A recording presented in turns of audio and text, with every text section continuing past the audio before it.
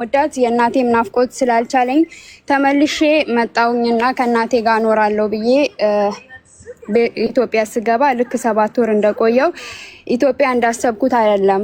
ህይወት ትንሽ ከበደኝ። እናቴም እያረጀች ስለሆነ እናቴ እኛ እህቶቼ 4 ናቸው። 4 ነን ከኔ ጋራ። ከእናቴ ጋር ያለሁት እኔና ታናሽ እህቴ ብቻ ነን። አቡዬ አሁን በዋነኛነት እዚህ ጋር የመጣሁት የኔን ታላቅ እህት ለመክሰስ ነው አንቺ ጋር የመጣሁት። ለዛ ነው እህቶቼንም አስገብቼ የምናገረው ማለት ነው። እና 4 ነን። ከ4ቱ 2ቱ ሌላ ቦታ ታላቅ እህቴና የታላቄ ታላቅ ሌላ ቦታ ነው የሚኖሩት። እኔና ታናሼ ብቻ ነው ከእናቴ ጋር የምንኖረው ማለት ነው። ከቤሩ ከገባው በኋላ ህይወት እንዳሰብኩት ስላልሆነ ልጄም የተሻለ ህይወት ስለሚያስፈልጋት አልኩና ተመልሼ ወደ ዱባይ መጣሁኝ ማለት ነው። ዱባይም እንደመጣው አቡ በነገራችን ላይ 2 አመት ቤሩት ላይ ሰርቼ ለቤተሰቤ ነው የኖርኩት። ቤሩት ላይ ሰርቼ በደንብ ልብ አድርጋችሁ እንድትሰሙኝ እፈልጋለሁ። አቡ 2 አመት ቤሩት ላይ ሰርቼ ለቤተሰቦቼ ነው የኖርኩት። ከዛ አሁን እንዳልኩሽ ስላልተመቸኝ ዱባይ መጣሁኝ። ዱባይ መጥቼ ይሄው ኦሬዲ 5ኛ አመቴ ላይ ነኝ ያለሁት ዱባይ 5 አመት ሆኖኛል ማለት ነው። እና 3 ወር ብቻ ነው መዳም ቤት የሰራው። ከዛ ወጣሁኝ፣ ጠፋሁኝ ከመዳም ቤት። ከዛ ጠፍቼ እየሰራሁኝ እግዚአብሔር ይመስገን አፉ መጣ። አፉ ሲመጣ ወረቀቴን አሰራሁኝ። በነገራችን ላይ እግዚአብሔር ይመስገን ስሰራ የነበረው ነጮች ጋር ነው ብዙ ጊዜ ስራ የሚገጥመኝ። አቡ ጥሩ ይከፈለኛል እና ቻይኖች ጋር እየሰራው በመሃል ላይ ቻይኖች ጋር እየሰራው ጠፍቼ ቻይኖች ጋር እየሰራውኝ እያለ ሶየው ትንሽ ቻሌንጅ ሲያደርገኝ ማለት በጣም ሶየው ትንሽ ባለጌ ነገር ስለሆነ ልክ በ2 አመት ከ3 ወር እንደሰራው ከቻይኖቹ ቤት ወጣሁኝ ቁጭ አልኩኝ። በቃ ኢጃዛ ቤት የሰፈር ልጆች ናቸው። ኢጃዛ ቤትን በእርግጥ አልተቸገርኩም፣ ግን ያው ሆዴን ያልተቸገርኩት ብዙ ነገር ተቸግሬያለሁ። ያልተቸገርኩት ሆዴን ነበር። በዛ ሰዓት እበላለሁ፣ ያገኘሽውን ትበያለሽ፣ ወደድሽም ጠላሽም እና እየኖርኩ እያለ ታላቅ እህቴ 2 አመት ከ3 ወር ቻይኖቹ ጋር ስትሰሪ ደሞዝሽን እየላክሽ ነበር ለቤት? ይህንንም ግልጽ እያደረግሽልኝ እንድትሄጂ። አዎ አቡ በቃ ኦሬዲ እናቴ የማኖረው እኔ ነኝ። አቡ ኢትዮጵያ ላይ እናቴ ሰርግ ቤት አሉ፣ ከስር ልጆች አሉ። አሁን ስሜን እየጻፉ እየጠሩኝ ነው። እናቴ ሰርግ ቤት ስትሄድ የሰርግ ቤት ሳይቀር ምሰጠው እኔ ነኝ። በቃ ማለት ህይወቷን በሙሉ እኔ ነኝ የምችለው ማለት ነው። ግን ልብ በይዛ ጋ ታላላቆች አሉኝ ያልኩሽን አቡ ያዥልኝ በደንብ አድርገሽ። ከዛ በቃ ለቤተሰቤ ነው በቃ ግን ያም ሆኖ ከሆድ የሚያልፍ ነገር የለም። ለነገ ብዬ ማስቀምጠው ነገር የለም። ለልጄ ትምህርት ቤት የአመት ነው የምዘጋው፣ ደብተር የአመት ነው፣ ዩኒፎርም እገዛለሁ። እግዚአብሔር ይመስገን ከኔ የተሻለ ጥሩ ትምህርት ቤት እንድትማር ነው እያረኩ ያለሁት። እግዚአብሔር ይክበር ይመስገን። ከዛ ያንን አደርጋለሁ አቡ። እኔ ህይወትን ዘልዬ ሳልጠግብ ነው ወደ ወደ ትዳር የገባሁት። አሁን ላይ ያየሁት ነገር ሁሉ ብርቄ ስለሆነ ደሞዜን ቢመጣ ለእናቴ ልካለሁ፣ ለልጄ ልካለሁ፣ ለራሴ የምፈልገውን ነገር አደርጋለሁ። እግዚአብሔር ይመስገን። መቼ ወደ ትዳር ገባሽ እንዴ? በ15 አመትሽ አይደል የወለድሽው? አግብተሽ ነው እንዴ የወለድሽው? አዎ አግብቼ ነው የወለድኩት። እንዴ ማለት የክፍለ ሀገር ልጅ ነሽ? አዎ ወደ ሲዳማ አካባቢ የዛ አካባቢ ልጅ ነው። ቤተሰብ ድሮሽ ነው ወይስ ራስሽ ፈልገሽ? ኖ ቤተሰብ ድሮኝ አይደለም፣ ራሴ ነኝ። ራስሽ ፈልገሽ ስትወልጂ በዛ እድሜሽ ባልሽ የት ሄዶ ነው ልጅሽን ለእናትሽ ጥለሽ የወጣሽ? አዎ አቡ ማለት ያው አንቺም እያመመሽ ስለሆነ ወሬውን ላለማንዛዛት አጠር አድርጌ ልናገር ብዬ ነው። በደንብ እንዲገባኝ እፈልጋለሁ። የገባኝ ነገር ላይ ድምፅም ሆኖ አይደል? በደንብ እንዲገባኝ እፈልጋለሁ። እኔ ደግሞ የመሰለኝ ተደፍረሽ ምናምን ሆኖ ያንን ፓርት መግለጽ ስላልፈለግሽ ብዬ ነው ዝም ብዬ ያለፍኩት። ግን ትዳር ስትይ ነው ቶሎ ብዬ በ15 አመትሽ እንዴት ትዳር ልትይዥ ቻልሽ? ማለት በዚህ ዘመን እንደው በጣም የገጠር ልም ያለ ገጠር ያልተማረ ፋሚሊ ያለበት ቦታ ካልሆነ በስተቀር ሴት ልጅ በ15 አመቷ መዳር ድሮ ቀርቷል ብዬ አስባለሁ። አንቺ ፋይር ሆነሽ በራስሽ ውሳኔ እንጂ በቤተሰብ አይደለም። ያ አቡ ማለት እንዴት እንደሆነ ታውቂያለሽ? አንድ ወቅት ላይ እናቴ እንጀራ ደረቅ እንጀራ ጎበዝ ይርጋለም ከተማ ብቲ ማዛ ዘውዴ ተብላ ታዋቂ ደረቅ እንጀራ ሻጭ ናት እናቴ። ነጭና ቀይ እንጀራ ሻጭ ናት። እና አንዳንድ ጊዜ ህይወት ወዴት እንደሚወስድሽ አታቂም አቡዬ። አጋጣሚ በቃ እና አያታችን የወንድ አያታችንና የእናቴ አባትና እናቴ ነበረ የሚያሳድጉን ማለት ነው። አያቴ ሲሞት በቃ ለእናቴ ሁሉም ነገር ትንሽ ከበዳት። ከዛ በቃ ብትለው ህይወት አልገፋ አላት። እህቴ የኔ ታላቅና የታላቄ ታላቅ ሞያሌ ነው የሚኖሩት። ከዛ ወደ ትዳር የገባውበትን ነገር ልነግርሽ ነው። እኔ የምማረው የእርዳታ ትምህርት ቤት ህይወት ብርሃን የሚባል የእርዳታ ትምህርት ቤት ነበረ የምማረው እና እዛ እየተማርኩ እነሱም ሰፖርት ያደርጉናል ምናምን ይሰጡኛል ምናምን። ከዛ ያው እናቴ ደግሞ በቃ ይርጋለም ላይ ኑሮስ አልሆንም ስላላት እቃዋን ሁሉን ነገሯን ሸጠችና እኔን በአባቷ ቤት አስቀመጠችና ብቻዬን ሄደች ማለት ነው። ሐዋሳ ገባች እኔን ጥላ ማለት ለኔ የተሻለ ነገር ፍለጋ።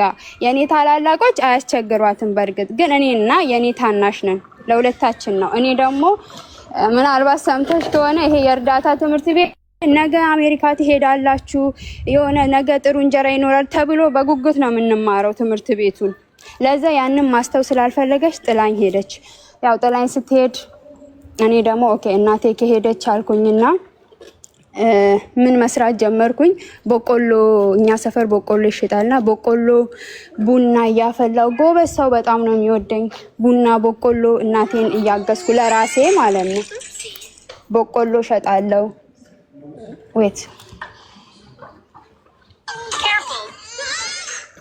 በቆሎ ሸጣለው፣ ቡና አፍልቼ ሸጣለው፣ ማታ ቦይና ቀቅዬ ሸጣለው። አቡ በነገራችን ላይ እናቴን በጣም አኑሪያታለሁ። ወፍጮ ቤት ሰርቼ እንደ ወንድ ወፍጮ ቤት ሰርቼ እናቴን አኑሪያታለሁ። በጣም ጎበዝ ነኝ፣ እሰራለሁ ስራ። ምክንያቱም እናታችን እድሜ ዘመኗን እየሰራች ስላሳየችን ሰነፍ አይደለንም።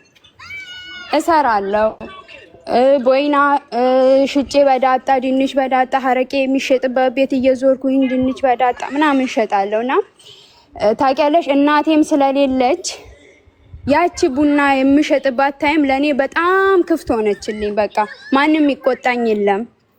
እናቴ ስትሄድ እኔ ልክ ተፈትቼ እንደተለቀቅኩ ነው ጊደር ነው የሆንኩት። በቃ ሁሉም ነገር ረሃ ሆነልኝ። የተወጣሽ የትገባሽ የሚለኝ ሰው የለም። ለዛ በቃ በዛ አጋጣሚ ከአንድ ልጅ ጋራ ተተዋወቅን ምናምን። በዛ የተነሳ ተዋደድን። በቃ አብሬው መኖር ጀመርኩኝ ማለት ነው። አብሬው እየኖርኩኝ አያቶችሽ ምንም አይሉም? አብረሽ መኖር ስትጀምሪ ከቤት ጠፍተሽ ነው የወጣሽው? አስፈቅደሽ ነው? ያንንም ንገሪ። ኖ አቡ አያቴ የለም። ኦሬዲ አያት ወንድ አያቴ ነበረ። አያቴ ሞቷል። አያቴ ሲሞት ነው እናቴ ነገሮች ሁሉ ድብልቅልቁ የወጣባት። እሱ ሲሞት ነው በቃ እኛም እንትን ያልነው ማለት ነው። አያቴ የለም። ጎረቤቶች ነው ያሉት። ጎረቤቶች ይቆጡኛል፣ ግን ያው ምን አገባችሁ ነው ምለው ማለት ነው በቃ። ከዛ እናቴ የምትሰማው ነገር ምንም ነገር የለም። ኦሬዲ እሷ እየተማርኩ መሆኔን ነው የምታውቀው። ምግብ በባለ ሹፌሮች ላይ በባለ መኪናዎች ላይ ትልክልኛለች። ከዛ በቃ ልክ 5 ወር አረገዝኩኝ እና ቤት አብረውኝ አስቀምጣቸው የሄደች ሰዎች ተጠራጠሩ። ቤቱን ጥለሽ ወጥተሽ ነው? ኦሬዲ ለተከራይ ትቼ ወጣው። ተከራይ ነበረ እና የኛ ቤት ትልቅ ነው። አቲም የድሮ ቤት ትልቅ ነውና ሳሎኑ ተከራይቶ እኔ ጓዳ ነው እየኖርኩ ያለሁት። ከዛ በቃ ቤቱን ሙሉውን ትቼ እኔ ወጣሁኝና በቃ ከሱ ጋራ መኖር ጀመርኩኝ ማለት ነው። ማለት እሱ እንዴት እንደሆነ ታውቂያለሽ? ላይክ ከሱ ጋር መናገር ስላልፈለኩ ነው ሄድኩኝ። እሱ ቤት አጋጣሚ በዓል ነበረ። አንድ ልጅ ናት ቤቱን እንሂድ ብላኝ ይዛኝ ሄደች። እነሱ ተነጋግረው ነው መሰለኝ ቤቱን እንሂድ ብላኝ ሄደች። እዛው እንደሄድኩኝ በቃ በር ዘግተው ላይክ እንደ ጠለፋ እዛው አስቀሩኝ። ከዛ ነው እዛ የቀረሁት እንጂ ልብሴን ይዤ ምናምን ዝግጁ ሆኜበት አይደለም ሄጄ እሱ ቤት የገባሁት ማለት ነው። ከዛ እንደዛ እየሆንኩኝ ያው አረገዝኩኝ። ታናሽሽ ሀያት እናትሽ ወደ አዋሳ ስትሄድ አንቺንና ታናሽሽን ነበረ ሀያቶች ጥላችሁ ሄደችውና ታናሽሽ ይዛት ነው ሄደችው። ታናሽን ይዛት ነው ሄደችው። እኔን ትታኔ ለትምህርቱ ስለምትጓጋ አሜሪካን ስለሚባል ትታኝ ሄደች እንጂ እኔንም ብትሞት ትታኝ አትሄድም ነበረ ያ ትምህርት ባይሆን ኖሮ። ከዛ አዎ ከሱ ጋራ መኖር ጀመርም። ሀቡ ህይወት አትበዩ በቃ አንድ ቀን ምግብ አንድ ቀን ዱላ እየበላው መኖር ጀመርኩኝ። በቃ ማለት ልክ የ5 ወር እርጉዝ ከሆንኩ በኋላ የኔ ስቃይ ጀመረ። ከዛ እናቴ አጋጣሚ መጣች።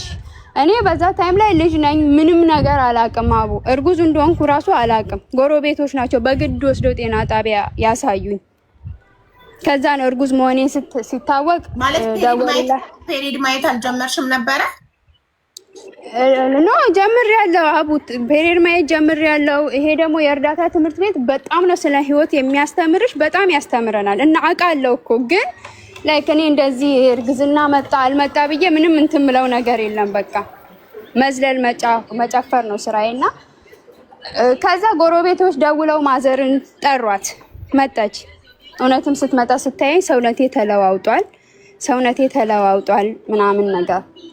ከዛ በግድ አልሄድም ስል በግድ ጎረቤቶች ወስደው በግድ አስመረመሩኝ። ስመረመር የ5 ወር እርጉዝ ነኝ። ከዛ በቃ እናቴ ከመጣች በኋላ ሚኔ የሚባል ነገር አለ በሲዳማ ጥሎሽ ማለት ነው። ጥሎሽ የሚባል ነገር አለና በቃ እንደዚህ ልጅቷ አርግዛለች፣ ለእናቷ በክብር ጥሎሽ ስጥና እናት ልጅቷን በስነ ስርዓት ካንተ ጋር ትኑር፣ ከእናትየው ጋራም ትታረቅ። እናቴ አይኗን ማየት አልፈልግም አለች። በቃ አቡ በነገራችን ላይ እናታችን የጆሮ ወርቅ አላት፣ የአንገት ወርቅ አላት፣ የእጅ ወርቅ አላት። እና ትምህርታችሁን ስጨርሱ ይሄን ለከሌ ነው የምሰጠው ብላ ነው ያስቀመጠችው። ግን እህቶቼ ጨርሰው የወስ ማለት የአንገት ብር የሰጠቻታል። የአንገት ማለት ቸግሯት ሽጣ ወርቁ ለእህቴ የአንገት ብር ሰጣታለች በወርቁ ቦታ ትምህርቷን ስጨርስ ስላለቻት ማለት ነው። እኔ ነኝ እንትን ያልኩትና በዛ ስለምትናደድ በቃ አይኗ ላፈር ብላ አልፈልግም፣ እሷ ልጅ አይደለችም፣ አልፈልግም፣ በቃ ብትሞትም እኔ በቃ አልፈልግም አለች። ከዛ አቡ እንደዛ ስትለኝ ምንም ማድረግ አልችልም። እናቴም ትክክል ናት፣ እኔ ጥፋተኛ ነኝ አውቃለሁ። እናት ሁልጊዜም ትክክል ናት። ከዛ ኦኬ ብዬ መኖር ጀመርኩኝ ከትዳሬ ጋራ። አቡ ዛሬ ዱላ ነው የምበላው፣ ነገ ምግብ ነው። በቃ ዱላ ነው። ወጣ ገባ ባሌ ይቀጠቅጠኛል፣ አትበይ ይቀጠቅጠኛል። እንደ ቂጣ ነው የሚጠፈጥፈኝ። አርግዤ በቃ ዱላ ነው። ምግብ አይሰጠኝም። ምግብ የሚያመጡልኝ ጓደኞቼ ናቸው ከቤት ከራሳቸው ቤት አሉ፣ እዚህ ታች ናቸው፣ እያዩኝ ነው። ምግብ በተራ ያመጡልኛል በቃ ምናምን። ከዛ በቃ ሰው እናቴን ተሰበሰበና እቺ ልጅ ብትሞት ነገ መቃብሯ ላይ አናቆምሽም፣ ለኛ ብለሽ ታረቂ ማለት ሚኔ ብዬሽ ነበረ፣ ጥሎሽ ብዬ ነበረ። ባሌ ጥሎሽ ሲያመጣ እናቴ በነገራችን ላይ በጣም ቆፍጣና ናት። ጥሎሽ ሲያመጣ ምን አለችው? አይ ይሄን ጥሎሽ ወስደ በቆሎ ዱቄት አስፈጭተ አብላት፣ ለሷ በራብ ከምትሞት ለኔ አትስጠኝ፣ ወስደ አብላ ብላ መለሰችው።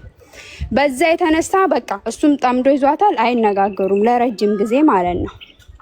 ጥሎሽም አልተቀበለችም። እሷ ምንድነው ሐሳቧ? የሆነ ሰዓት ሲመጣ እኔም ማውጣት ነው። ጥሎሽ ከወሰድሽ ግን ያንን ማድረግ አትችይም። ማትወስደው ለምንድነው? እኔን ከዛ ማውጣት ሐሳቡ ስላላት። ከዛ ያ እንደዛ የሆነ ሀቡ በትግል ጎረቤት አስማማ። በቃ በድሎት ያደግኩ ልጅ እናታችን እሷ ተቃጥላ እኛን ቀብረር አርጋን ያሳደገችን። እግዚአብሔርን ነው የምልሽ ሀቡ፣ ቂጣ በልተን አናውቅም። እኛ ቤት ቂጣ በልተን አናውቅም። በቃ እንጀራ እሱንም አማርጠን ነው፣ ቀይ ወይም ነጭ ሁለቱም ነው። አያታችን ቫይታሚን ይብሉ እያለ ቀይ እንጀራ ነበረ የምንበላ። አብሽ ሳትጨምሪ እንዳትሰጫቸው ሀቡ። እኛ ቤት ወርቄ ከተሰራ እናቴን ሊመታት ይመጣል አያቴ ማለት ነው። በጣም በድሎት ነው ያደግነው እግዚአብሔር ይመስገንና ያንን ሆኜ ያደግኩ ልጅ በቃ እዛ ባሌ ቤት ምግብ ስባል መጓጓት ጀመርኩኝ። ጎረቤት ቡና አፍልቶ ሲጠራኝ ልጄን ይዝና ወለድኩኝ እኮ አቡ። እናቴ ቤት መጥቼ ወለድኩኝ። ከዛ ያው እናቴ ጋርም ከመጣሁ በኋላም ስላልተመቸኝ ተመልሼ እሱ ጋር ገባሁ። ብቻ አቡ በጣም ብዙ ቻሌንጅ አለ። ማውራት አልፈልግም ነበር ያንን ነገር ኦሬዲ ማለት አንዴ ቀብሬዋለሁ ሁሉን ነገር፣ አቢሶ የትዳሬን ነገር ቀብሬዋለሁ ስለደከመኝ ማለት ነው። በልጅነቴ በጣም ብዙ መስዋዕት ስለከፈል ማውራትም አልፈልግም ነበር። ከዛ እሱ ጋር ከሱ ጋራ መኖር ተመልሼ እናቴ ጋር መጣው፣ ታረኩኝ፣ ገባሁኝ። ያው አንዳንድ ጊዜ ልጄ ብዙ ነገር ትፈልጋለች፣ ያንን ነገር ማድረግ አልችልም። እሱ ግን ቢያንስ ለኔ ባያረግ ለልጁ ያደርጋል በሚል ተመልሼ እሱ ጋር ገባሁኝ። እሱ ጋም ገብቼ ልጄን እያሳደኩ እናቴ ጋም እሱ ጋም እየሆንኩኝ እያሳደኩኝ አጋጣሚ ታላቅ እህቴም ጥሩ ባለ ሀብታም ባል አገባችና ወለደች። ሀብታም ባል አግብታ የት መጥታ ትወልዳለች? እናቴ ቤት። እኔ አቡ ወልጄ ይሄ ቂቤ ነገር ነሽ ምንድነሽ ወፍ ምንም አውቀው ነገር አልበላውም አላየውም። በቃ እናቴም ኑሮዋ ላይ ለኔ ያንን አይፈቅድም። ከዛ እህቴ መጣች፣ እናቴ ቤት ወለደች ምናምን። እኔን አንድ ዘመድ መጥቶ የጠየቀኝ የለም። አንደኛ ቤት ውስጥ ጎበዝም ነበርኩኝ አቡ፣ ጎበዝም ነኝ። በቃ ማለት ጎበዝ ነኝ፣ እናቴን አላስነካም፣ ኃይለኛ ነኝ። በዛ ቤተሰብ ይወደኛል፣ ጎረቤትም እንደዛው አቡ። እግዚአብሔርን እኔ በጣም ሰው ይወደኛል፣ እግዚአብሔር ይመስገን። ከዛ እህቴ ስትወልድ እኔን መጥቶ ያልጠየቀኝ አጎቴ እሷን ሊጠይቅ መጣ፣ ከአዲስ አበባ ማለት ነው። ከዛ እሷን ሊጠይቅ በጊዞ መጣ። ሰኝ ህይወቴ ጥሩ አይደለም፣ ትዳሬ ጋር ነኝ ያለሁት፣ ግን እናቴ ጋር ሄዳለሁ። አንቺ ልጅ ይሄ ነው ወይ ትዳርሽ? ይሄ ነው ወይ ህይወትሽ ብሎ ጠራኝና ጠየቀኝ። አዎ ትዳሬ ይሄ ነው፣ ህይወቴ ይሄ ነው። ትናንትና ዞር ብላችሁ አላያችሁኝም። ዛሬ ደግሞ ማንም መጥቶ አስተያየት እንዲሰጠኝ አልፈልግም። በቃ ተውኝ። ምክንያቱም አቡ የአንቺን ችግር የምታውቂው አንቺና አንቺ ብቻ ነሽ። እኔ ትዳሬ ቤት ሆኜ አቡ ልጄን ይዤ ጎረቤት ቡና ሲፈላ ማርያምን ነው የምልሽ፣ ይኸው ማርያምን ልጄን ይዤ ቤተክርስቲያን ነበር የሚሄደው። ለምን የጎረቤት ቡና ከጠጣሽ ግዴታ ትመልሻለሽ ጠጥተሽ። ከታ አባቴ አምጥቼ ነው የምመልሰው። 20 ብር ነው የሚሰጠኝ። 2000 ስንት ላይ መልሰለሽ? 2008 ላይ 20 ብር ነው የሚሰጠኝ። ከዛ ታናሽ እህቴ ከእናቴ ሽሮ ትሰርቃለች። እናቴ ተመልሳ መታ እንጀራ መሸጥ ጀምራለች፣ ትንሽ ለትንሽ። ከዛ ላይ እንጀራ ሰርቃ ትሰጠኛለች፣ ሽሮ በርበሬ ትሰጠኛለች። እሱን 20 ብር ይሰጠኝና አቡ ጎመን በቂጣ መብላት አይፈልግም። የሚፈልገው እንጀራ የተሞናሞነ መብላት ነው ባሌም የሚፈልገው። እኔ ደግሞ እንዴት ነው በ20 ብር ስንቱን ገዝቼ ነው ስንቱን አድርጌ ነው ምችለው። ልክ ቡና ሲያፈሉ ልክ ሲቆሉ ሲሸተኝ ነፍሴን ይዤ ወጥቼ ሄዳለሁ። የተከራየውበት ቤት ያውቃሉ፣ ግማሾቹ ያውቃሉ። በሳምንት ማለት ግን አልገባኝም። ማለት መልሰሽ አፍልተሽ መጥራት አለብሽ ነው አቡዋው? የሰው ቡና አሁን እኛ ጋር የሰው ቡና ጠጥተሽ ዝም አትይም። በሳምንትም ሆነ በ3 ቀን ታፈያለሽ። ስታፈይ የቡና ቁርስ ያስፈልግሻል። ቡናው ራሱ መግዣ። ባዶ ቡና አፍልተሽ አትጠሪም ግዴታ። እንደነሱ የቡና ቁርስ ትጠሪያቸዋለሽ፣ ይጠብቃሉ ነው እንዴ? ባዶ ቡና ያለሽ ቡናው ራሱ መግዣ ብር ያስፈልግሻል። ማአረይ ብር ያስፈልግሻል፣ ቡናውን ራሱ መግዣው ማለት ነው። ያ የለኝም። ምናልባት እኮ አንቺ ስላፈርሽ እንጂ ይረዱሽ ይሆናል። በጣም ነው የምትረዳኝ አንዷ፣ በጣም ነው የምትረዳኝ አቡ፣ በጣም ነው የምትረዳኝ።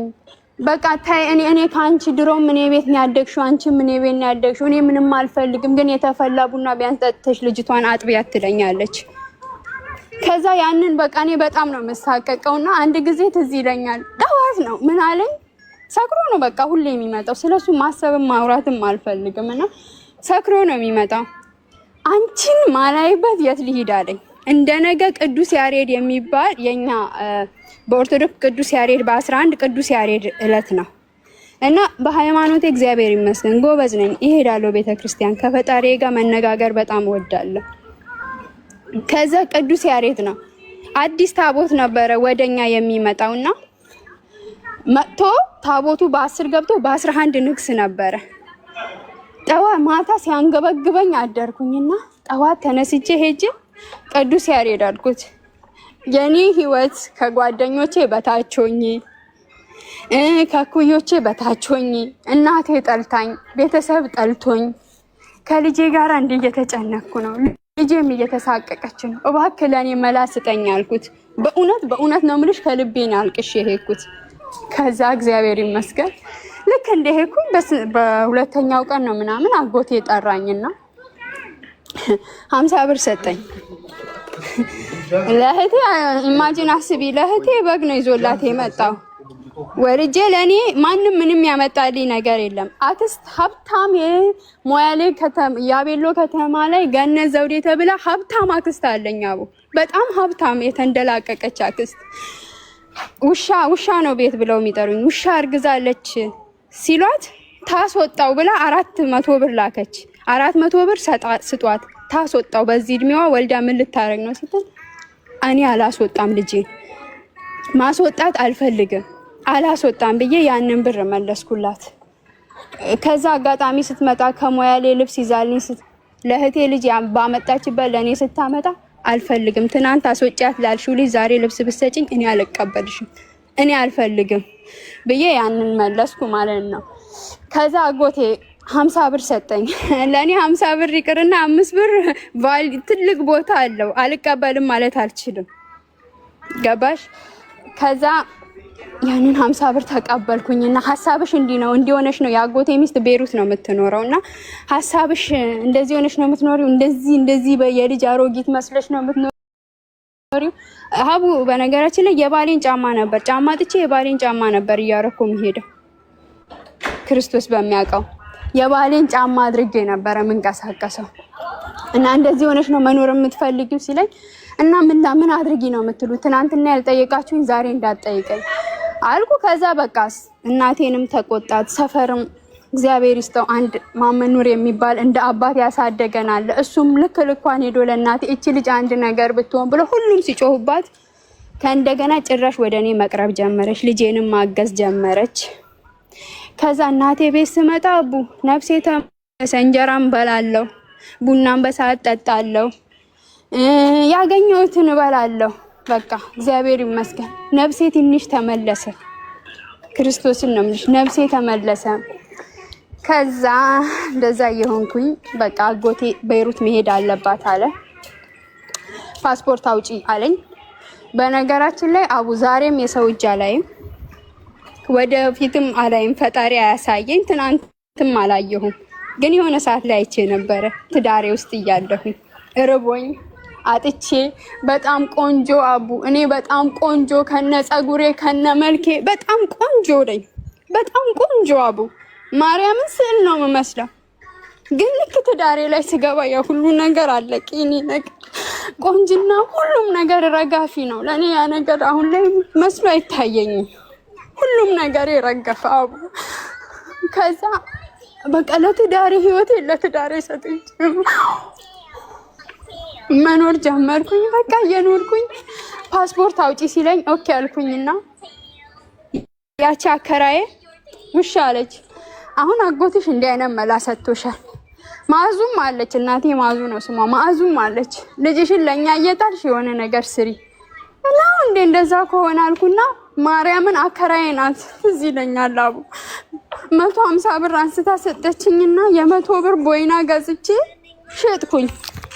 ቦይና ገዛውኝና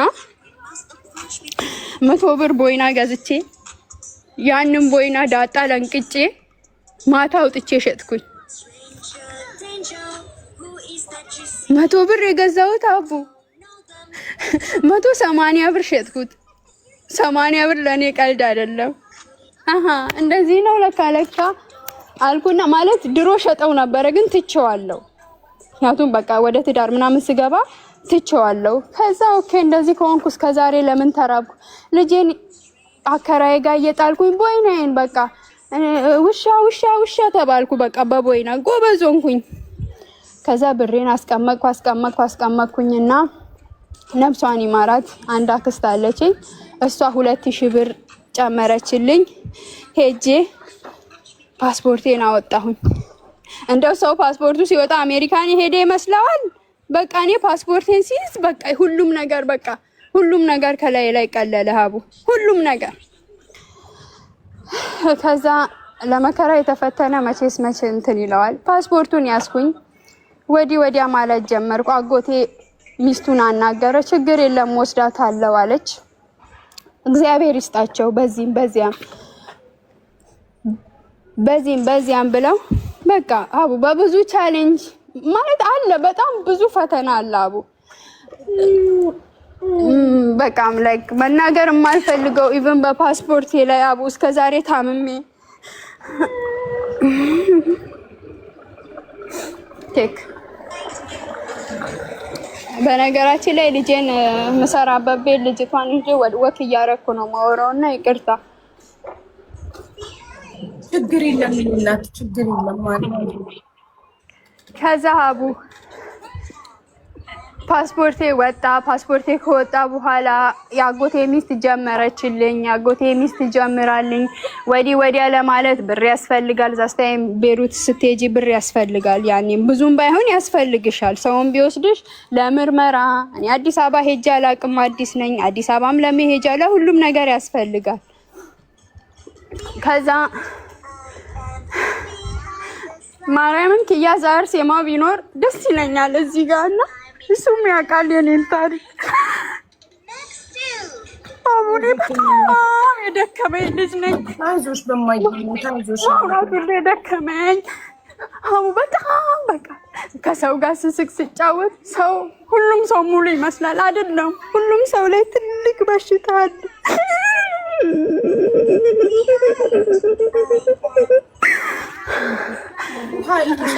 ውሃ ከያዝሽ ውሃ እየጠጣሽ በእናትሽ ውሃ ጠጪ እስኪ። ውሃ በሃይላንድ ይዘሽ ነው የወጣሽው? አዎ አለኝ። ማልቀስ ምንም ማለት አይደለም። ማለት ማልቀስ መሸነፍም አይደለም፣ ማልቀስ ነውርም አይደለም፣ ኃጢአትም አይደለም። ማንም ሰው ማልቀስ ሲፈልግ ማልቀስ አለበት እና አቡ ከዛ ያንን ጊዜ ፓስፖርቴን ማምናት ልጅ ነበረች። በቃ ማምናት ምወዳት ልጅ ነበረች። ወሰደች። አንቺ ጋር ይቀመጥልኝ ባሌ ካገኘ ጠጥቶ ሲመጣ ይቀድብኛል ብዬ ከእናቴም ደብቄ እናቴ ተይ ከሷ ልጅ ጋር ተይ እያለች ወስጄ ጓደኛዬም አይደለችም ከእድሜ በላይ ናት። ወስጄ እሷ ጋር አስቀመጥኩኝ። አቡ እሷ ያስነቃችኝ ነገር እስከ ዛሬ በዱባይ ላይ ራቁቴን ያስኬደኛል። ያሰራችብኝ ነገር አቡ ኪያ ነው የሚያውቀው። ሲነሳብኝ እና ሲያመኝ እንዴት እንደሚያደርገኝ ለዛ ነበረ ማውራት አልፈልግም ያልኩት።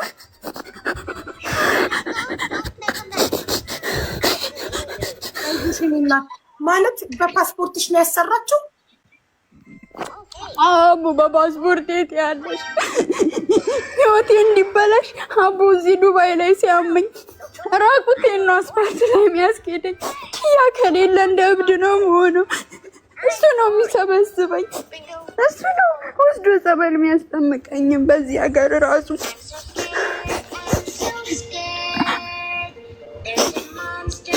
እና ዛሬ ይሄንን አልነበረም ነገር ችግር የለውም። ዶንት ወሪ ማሪ፣ ምንም ችግር የለውም። ውሃ ጠጪ፣ መጀመሪያ ውሃ ጠጪ። ከሃይላንድ ውሃ ውስጥ ፊትሽን ታጠቢው አንዴ ትንሽ እንዲያረጋጋሽ። ከዛ በኋላ ፓስፖርትሽን እሷ ጋር ካስቀመጥሽበት ነው የምትቀጥል። እሺ፣ ገና ቤሩት ሳትሄጂ። ስለዚህ መጀመሪያ ውሃ ጠጪ። እጅሽ ላይ ውሃ አለ ብለሻል አይደል? ውሃ ጠጪና ከዛ በውሃው ፊትሽን ታጠቢ። ማልቀስ በፈለግሽ ሰዓት ማልቀስ ትችያለሽ። ምንም ችግር የለውም። ማልቀስ ትንሽነት አይደለም፣ ስስነት አይደለም። ጠንካራ ሰዎችም ያለቅሳሉ።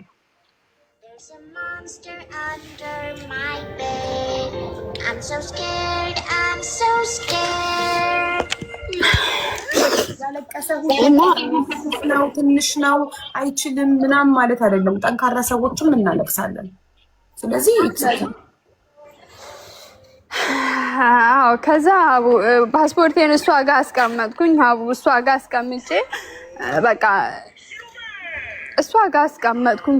እሷ ጋር ፓስፖርቴን ካስቀመጥኩ በኋላ የሆነ ጊዜ ትዝ ይለኛል። ማለት እግዚአብሔር ምስክሬ ነው። ይሄ ጨለማ ይንጋልኝ ኪያ ዛር ሴማ እኔ ሀቡ ቤት ወስዳታለሁ ያችን ልጅ ብሎ ነበረ።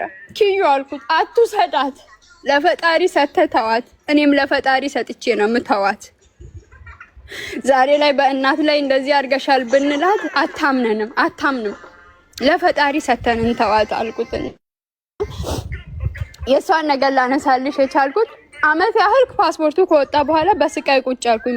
በሷ ምክንያት ከሷ ቤት አልወጣም። ማለት የቤሩቱ ፕሮሰስ ያጎትሽ ሚስት ቤሩት ልትወስድሽ ፓስፖርት እየሰራሽ ይሄ ምንድነው ስሙ የቀቀልሽ ነው የምትሸጪው ነገር ስሙ ምን ነበር? ቦይና ቦይና እንደ ድንች አይነት ነገር ነው። አዎ እንደ ድንች አይነት ነገር ነው። ስራ ስር ነው። ኦኬ ስራ ስር ነው። ቦይና እየቀቀልሽ እየሸጥሽ አጠራቅመሽ ፓስፖርት አወጣሽ። በጣም ደስ አለሽ ፓስፖርት ስላወጣሽ። አጎትሽ ደግሞ ሚስቱን ቤሩት ያለችውን አናገረልሽ ነው ወደ ቤሩት ልትሄጂ ፕሮሰስ ሊደረግልሽ። ባልሽ እንደ ልማዱ ሰክሮ ሲገባ ካገኘብሽ ቀዶ እንዳይጥልብሽ ፈርተሽ እሷ ጋር አንዲት ሴት ጋር በአደራ አስቀመጥሽው አይደል? በአደራ አስቀመጥሽው እሱ ጋር ነው። ከዛ ምን ሆነ? በአደራ አስቀምጬ ከዛ እኔም እሷም እንትን ነው ታውቂያለሽ፣ ያጎቴ ሚስት ነገሮቹን ጸጥ ያረገችብኝ መሀል ላይ ስታረግ። በቃ እንደዛ ከሆነ በሌላ አንድ አባት አሉኝና የነፍስ አባቴ በሌላ ይጀመር እኔ ማቃት አለ ይሉና፣ ምክንያቱም ሁሉም ሰው ስቃዬ እየበረታ ሲሄድ እኔን እዛ ማየት አልፈለገም። በቃ ሀቡ ግን ደስ የሚልሽ ነገር እንደዛ ትታመሚያለሽ፣ ያምሻል። ምንድነው ስቃይሽ? ሀቡ እግዚአብሔርን ከጅብ አፍ አስጥለውኛል። ባሌ መቶኝ እየሮጥኩ ስወጣ በቃ ያኔ እኔ ስቃይ በየምሽቱ ሲመታኝ ሮጬ እናቴ ቤት ነው የምመጣው። ሮጬ ጎረቤት ጋር እኮ ከሱ የተገላገልሽ መሰለኝ። ኦልሬዲ እናትሽ ቤት ሄደሽ ነፍስሽ ተመልሶ እሱ ቤት በራብ ልትሞቺ ነበር። እናትሽ ቤት ሄደሽ መብላት፣ ቡና መጠጣት፣ ነፍስሽ መመለስ ጀመረ። ቀን ብቻ እናትሽ ቤት እየሄድሽ ማታ እሱ ቤት ነበርሽ። እኔ እኮ የተገላገልሽ መሰለኝ ኦልሬዲ እናትሽ ቤት ስትመለሽ። ኖ እሱ ጋር ሁለቱም ጋር ሆንኩኝ። እናቴ ጋም እሱ ጋም እያልኩ ነው። ለምን አቡ እናቴ የኔንም የልጄንም ፍላጎት ልታሟላ አትችልም፣ ግዴታም የለባትም የልጄ ገባሽ? ለዛ ግዴታ ታመጣለች እንጀራ በሚትሸጥበት ያንቺን። አቡ እሱም ራሱ የለም በቃ እንጀራ በስቶ የኛ ቤት እንጀራ መሸጥ ከሰረ በቃ ሆቴሎች ምኖች የሚያዟት ሁሉ ከሰረ። ለዛ ባሌ ጋም እናቴ ጋም እየሆንኩኝ ነበር። ምንድነው ስራው? አቡ ረዳት ነው።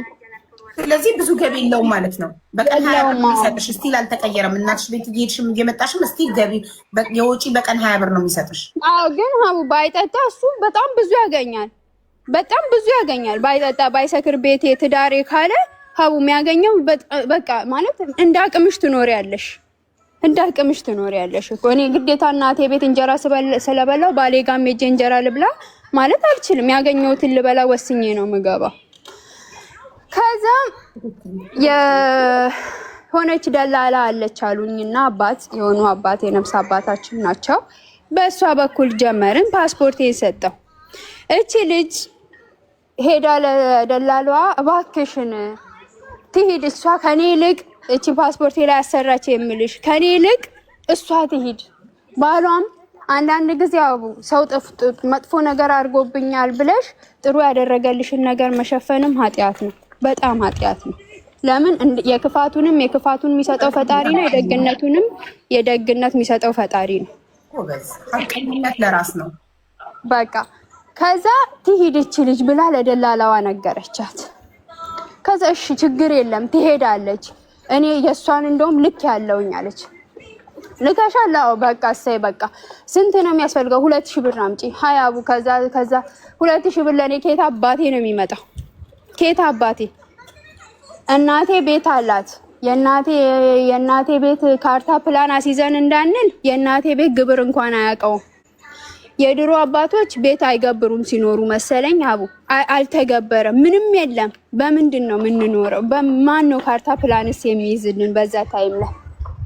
ከዛ በኋላ አንድ ሰውዬ ሄጄ ሀብታም ነው ሰፈራችን፣ እከሌ እባክህን 2000 ብር ቸግሮኛል ሊሄድ ነው።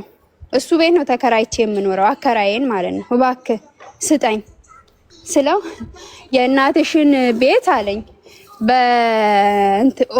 ኦሞ የሚባል የሚያበድር አለ መሰለኝ በዛ ጊዜ፣ በኦሞ አስይዢ አለኝ። ከዛ ይሰጥሻል። ያንን ብር እኔ መጥቼ ነገሮች ተበላሽተው ካልተሳካልኝ የእናቴን አውጥተው በረንዳ ሊጥሏት ገባሽ? ከዛ ኖ እኔ እናቴን በረንዳ ጥዬ እኔ አልሄድም ይቅርብኝ። አንድ ደግሞ አለች ሄድኩና እባክሽ አልኳት፣ እባክሽን ሙዳይ አፈር ልብላ ብዬ አልሰጥም ያለች ልክ የለኝም አልሰጥም ብላኝ ነበር። ልክ ከቤቷ ስወጣ ምን እንደከነከናት አላቅም። ሰጥናይ ብላ ጠርታ 2000 ብር ሰጠችኝ። በዛ 2000 ብር ጀመርኩኝ። አቡ ሴቲቷ 2000 ብር ነው የምትፈልገው። ሰጠኋት ደላላዋ 2000 ብሩን። ያንን 2000 ብር ሰጥቻት ሀያቡ ምን እንደሆነ ሳላቅ ነገሮች ሁሉ ድርግምግም ጸጥ። ዛሬ ነገ ትለኛለች፣ ዛሬ ነገ ትለኛለች፣ ዛሬ ነገ ትለኛለች። ከዛ እቺ አሰራችብኝ የምልሽ በዛ መሀል እሷ ቤትም ሄዳለሁ። ሀቡ ጥቅል ጎመን እና ድንች ካለ እኔ ማንም ቤት እንደ ውሻ ነው የምገባው። የሆነ የቡና ሱስ አለ ላይክ የቡና ሱስ ያለባቸው ሰዎች የትም አይደል ገብተው የሚጠጡት ለቡና ሱስ ጥቅል ጎመን እና ድንች ከሰጡኝ እኔ ማን ቤት ገባለሁ። በጣም ነው የምወደው ጥቅል ጎመን በድንች። አንድ ቀለታ እሷ ጴንጤ ናት ሀቡ ጴንጤ ናት። የገብርኤል ቀን ነው። ዶሮ አርዳ ሻማ ሎክሳ ጉዝጋዝ ጎዝጉዛ ነይ ብላ ጠራችኝ። ሄድኩኝ። እኔ ምንም ማውቀው ነገር የለም ፈጣሪ። እኔ አሁንም አላውቅም። አሁንም ማውቀው እኔ ምንም ነገር እኔ ብቻ መሆኔን ነው። በቃ እኔ መሆኔን ነው አሁን ላይ የማውቀው። በቃ ሌላ እግዚአብሔር በሚያውቀው ማውቀው ነገር የለም። ከዛ ነው ያለችኝ። ገባሁ። ከወትሮ የተለየ ነገር ነው። ኢማጂን አስቢ፣ ጥቅል ዶሮ ተሰርቶ ጥቅል ጎመን ከጎን ተደርጎ ሲሰጥሽ ምንድን ነው? ገባሽ? በላው። በዛ ሰዓት ደስ ብሎኝ ምንም አላስብም። እንደ እህቴ ናት፣ ለኔ በጣም ትከራከራለች። የኔን ከኢትዮጵያ መውጣት ትፈልጋለች። ከዛ ያንን በላው። ዳቦ ደፍታለች። ይሄንን ዳቦ የሆነ ቦታ ይዘን እንሄዳለን አለችኝ። ለካ እኔ ሳላቅ የእሷ ነገር ፕሮሰሷ ሁሉ ነገር አልቆላታል። በሴትዮዋ በኩል ከኔ ጀርባ ማለት ነው። ሁሉም ነገር አልቆላት እንደ ነገ ልትሄድ ነው። እሷም ቡና ትሸጣለች ማለት እሷም ቡና በቆሎ ተራ ቡና ትሸጣለች። እኔም ቡና ምንም ስለሚሸጥ ጎበዝ ስለሆንኩ ብዙ ሰው እኔ ጋር መጥቶ ላይክ ወጣት ነኝ ቆንጆም ነኝ። ወጣቱ በቃ ይመጣሉ ሁሉም እግዚአብሔር ይመስገን እሸጣለሁ። ከዛ በምን እንደሆነ ሳላቅ አቡ ክርስቶስ በሚያውቀው እሷ ተሳካላት። አበድኩኝ በቃ እንዴት ሆኖ ያንን ዳቦ ይዘን ሄድን። ዳቦውን ይዘን ደፍታ እብድ የሚያህል ዳቦ በእሳት ነበረ ትዝ ይለኛል። ደፍታ ይዘን ሄድን። ከዛ እዛ ከሄድኩ በኋላ ምን እንደተፈጠረ መድኃኒዓለም አላውቅም። ሄጄ ቆርቆሮ የሚመታበት ቤት ውስጥ ብቻ መኖሬን ነው የማውቀው። ቆርቆሮ ይመታል እዛ ቤት። ከዛ እዛ ሄድኩኝ። በቃ ምንም እኔ በዛ ሰዓት ምንም አልገመትኩም። መጣሁ። ከዛ በሁለተኛው ቀን ቡና አውጥታ አልሸጠችም፣ ቡናም አላቀረበችም። ፔርሙዞቿንም ቡና የምትሸጥበትንም ምኑንም ጭና እኛ ወደ መጣንበት ወስዳ ሰጥታ መጥታለች። ለካሷ ልትሄድ ነው ወደ ቤሩት ማለት ነው። ከዛ በቃ እኔ በጣም እላፊ ሲሆን በቃ እናቴ ህፃኗን ለኔ ትተሽ አጎትሽ ጋር ሂጂ ብላ አዲስ አበባ ሄድኩኝ። በዛ 2000 1000ን ሰጥቼ ለሴቲቷ 1000 ይቀራል። 1000 እጄ ላይ ነው ያለው። ከዛ በሱ ተነስቼ አዲስ አበባ ልሽ ሄድኩኝ። አቡ አዲስ አበባ ሄድኩኝ። አጎቴ ጋር እንደሄድኩ አጎቴ ጋር እዛ እንደተቀመጥኩ እኔ በቃ በምንም በማላውቀው ለሷ ተሳካላት። ሄደች ቤሩት ሄደች። ከዛ ቤሩት ሄደች። ልክ የምትሄድ ቀን ደወለችልኝ። ከሷ ቀድሞ ግን ሌላ ሰው ስልክ ደወለልኝ። ውሻ እከሌ አንቺና አዲስ አበባ መጣ ላግኝሽ ብትል እንዳታገኛት። እከሌ ቸርችም ሄዳ የቸርቹ ፓስተር እንዲህ ብሎ ነግሯታል። ህዝቡ ሁሉ አይቷታል። ብትመጣ ልቀበል አንቺ ጋር አርፌ ቡና ጠጥቼ ልሂድ ብትልሽ ወደ ኤርፖርት እሺ እንዳታገኛት አሉኝ። ሰው ማጣላት አይደል የሚፈልገው አልኩና እሷም ሳትደውልልኝ እኔ ቀድሜ ደወልኩላት። ልትሄጂ ነው ወይ? ያው ምን ነው ሳትነግሪኝ? የኔ ነገርስ ደላላዋን ጠይቂያት፣ እኔ ምን አውቃለሁ።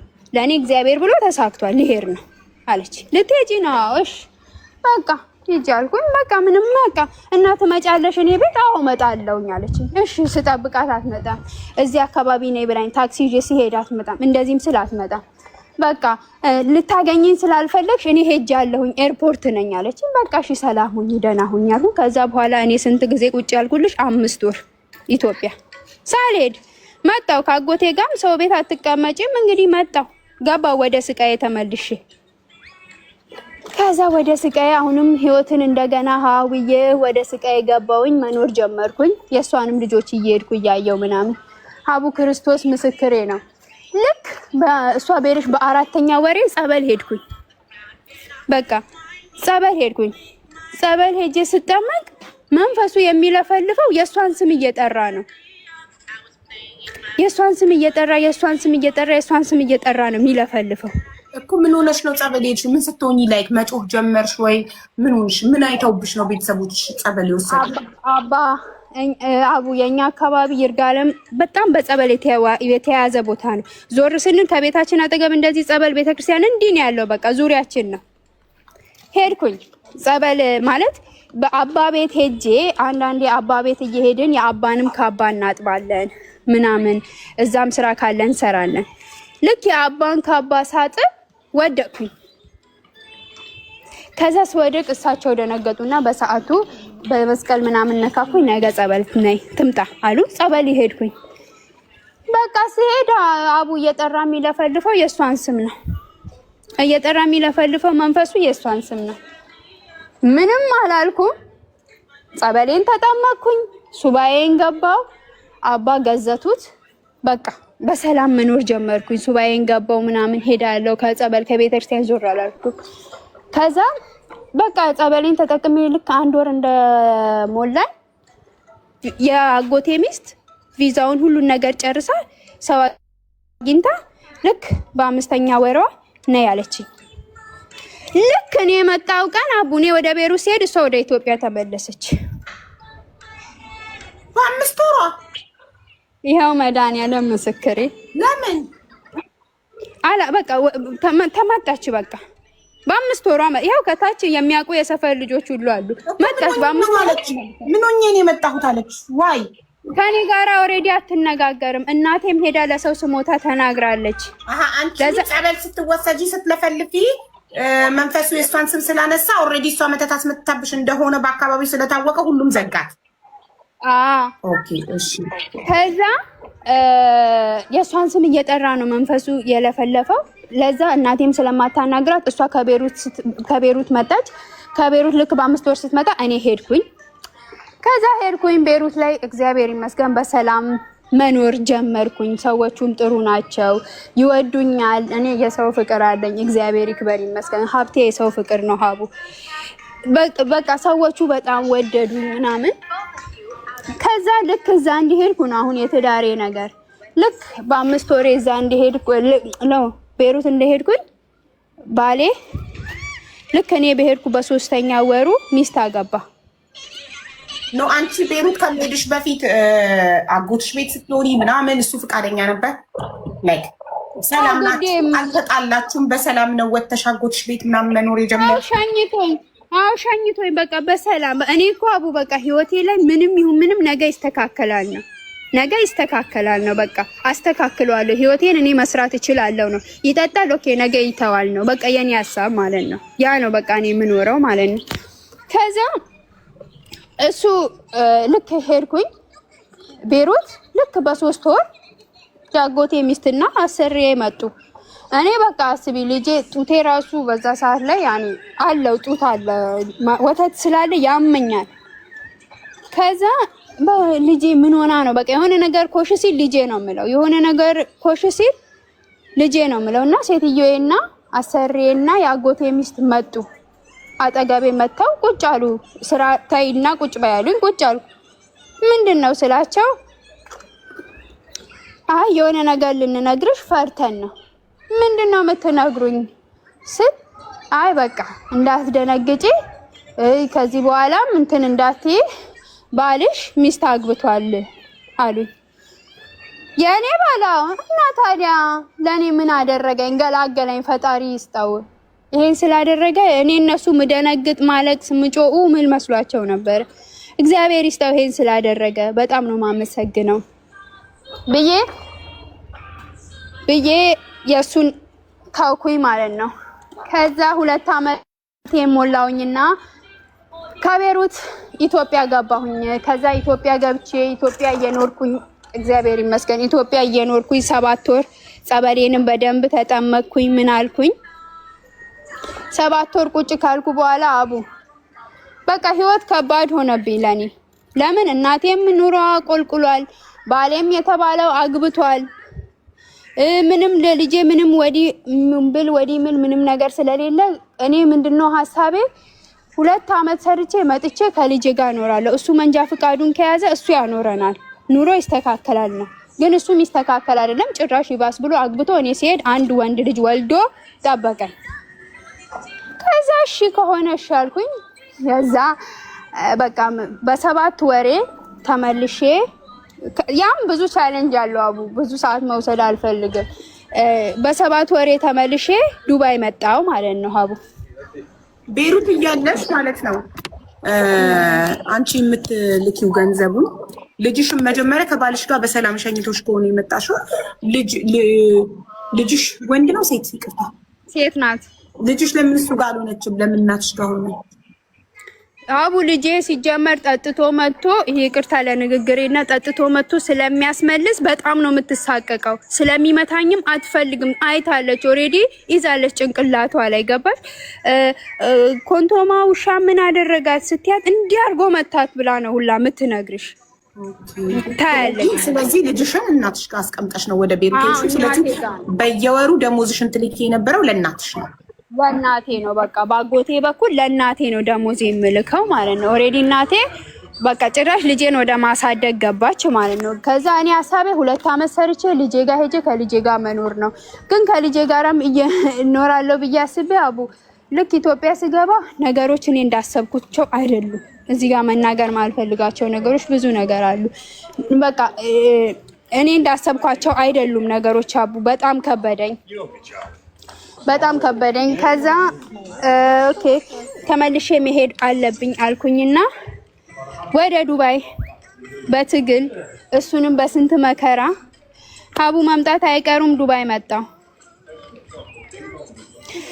መጣሁኝ። ልክ ቢሮ ላይ በቢሮ ነው የመጣሁት። ቢሮ መጥቼ ልክ 3 ወር እንደተቀመጥኩ ነው ስራ አግኝቼ የገባሁት። ስራ የገባሁበት ቤትም አልተመቸኝም።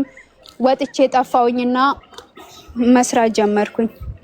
መስራት አቡ አሁን በኋላ ያለውን ነው በደንብ እንድትሰሚኝና እኔ ህዝቡ አንዴ መኝታ ቤት ሶፍቴን ረስቼ የመጣው ክፍል ሶፍቴን ላምጣሽ። ይቅርታ እሺ።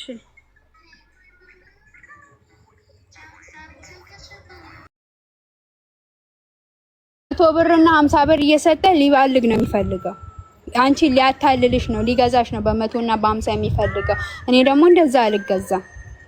ከዛ ቲቼ መጨረሻ ላይ ቪዲዮ ሁሉ ይዤበት ራቁቱ ምናምን ወጣሁኝ ከዛ ቤት ማለት ነው። በቃ 2 ስልክ አለኝና አንዱን አስቀምጬ በአንዱ ቪዲዮ ይዤበት ምናምን መጨረሻ ላይ ገፍቶ ሲመጣ ወጣሁኝ ከዛ ቤት። ቪዲዮ ምናምን ያሽበት ክፍልሽ ሊያስቸግርሽ በራቁቱ ሲመጣ አንድ ስልክ ደብቀሽ ቀርጻሽው ነው? ከዛ አሳይተሽዋል ቪዲዮ? አሳይቼው ወረቀት የለኝም ነበረ። ፖሊስ ጣቢያ እየሄድኩ ነው አለኝ። ሂድ እኔም ይሄንን አሳያለሁ አልኩት። ከዛ በስንት መከራ ቢገልሽስ ያንን ጉዱ እንዳታወጭበት እዛው ገለው ቢቀብረሽ ነው። እንዴት ደፍረሽ? ከወጣው በኋላ ነው ቪዲዮውን የላኩለት። ከወጣሽ በኋላ ነው። ኦኬ ከቤቱ ከወጣው በኋላ ነው ቪዲዮውን የላኩለት። ከዛ በቃ የመጨረሻ ገፍቶ ሲመጣ ወጣሁኝ። በቃ እዛ ቤት የጸሎት ቦታ አለኝ፣ የጸሎት ቤት አለኝ። ጠዋት እጸልያለሁ፣ ማታ እጸልያለሁ። ለዛ በቃ ሁሌ በቃ ፈጣሪ ማለት ከመጥፎ ነገር ጠብቀኝ ነው የምለው። ምክንያቱም ያንን እሱ እንደዛ ሲያደርግ ባያደርግ እንኳን ከኔ ጋር እንትን ሲል ብታይ ሚስቱ አስብ ሁሉ የሁለታችንም የኔ ህይወት ኢየሱስ ታዩ የኔ ህይወት በጣም ነው የሚበላሸው። ከዛ የመጨረሻ ገፍቶ ሲወጣ ወጣሁኝ። ከዛ ኢጃዛ ቤት ሄድኩኝ። አቡ ኢጃዛ ቤት ሄድኩኝ። 8 ወር ሙሉ ኢጃዛ ቤት ቁጭ አልኩኝ። ያለ ስራ ያለ ምንም ነገር ጠዋት መታመም ማታ መታመም በቃ ከሰው አልስማማ። አቡ ከዚህ በኋላ ነው የኔ ስቃይ የጀመረው። አስቢ እናቴን ምረዳ እኔ ነኝ። እህቴ አለች አቡ የኔ የታላቄ ታላቅ ደሃ ምስኪን ናት። ምንም የላትም ከኛ የምትፈልግ ናት። የታላቄ ታላቄ ግን አላት አቡ በቃ ኢትዮጵያም እያለች ትሰራለች። ከዛ እንትን ሄደች። እኔ እዛ ቻይኖቹ ቤት እየሰራው ያለ እሷ ጆርዳን ሄዳለች። ጆርዳን ሄዳ እየሰራች ነገሮች አልስተካከልም ሀቡ ነገሮች ለእናቴ አንድ ነገር አታደርግም። በደንብ ስሙኝ፣ ለእናቴ አንድ ነገር አታደርግም፣ አትረዳም። የኔ ልጅ እናቴ ጋር ስላለች ነገሮች ሁሉ እኔ ላይ ነው ሀቡ ጫና የወደቀብኝ። ሀቡ ይሄንን ነገር የምናገረው ከኔ የበለጡ ሰዎች አማክሬ የሰው ከኔ ከተሻለ ሰው ጋር ጠይቄ ነው ዛሬ አንቺ ቤት መጥቼ ልናገር የቻልኩት። ነገሮችን በደንብ አገናዝቤ ነገ የምጸጸትበት ነገር እንዳይኖር ነው። እንትን ጆርዳን እያለች ሀቡ ነገሮች አልሳካሏት፣ ትሞክራለች፣ አይሳካላትም። እህቴ በመከራ ሳትሰራ ከጆርዳን ኢትዮጵያ ገባች። ኢትዮጵያ ስትገባ ኢትዮጵያም ሄዳ መበሳጨት ሆነ ስራዋ። እሷም በቃ ባሏ እርጉዝ እያለች የሆነ ነገር ስለእንትን ስላለባት በቃ በዛ ነገር መበሳጨት ትግስት የላትም። የእናቴ ልጅ አልኳት አቡ አንዳንድ ጊዜ እናት እንደ አባትም እንደ እናትም ሆና አሳድጋ ብላ ያለቀሰችብን ቀን ነገሮች አይሳኩልንም። ያንቺ ነገሮች ስትይጂ የሚበተነው ስጨብጪ የሚጠፋው ያለ ምክንያት አይደለም። እናታችን ረግማሽ ይሆናል።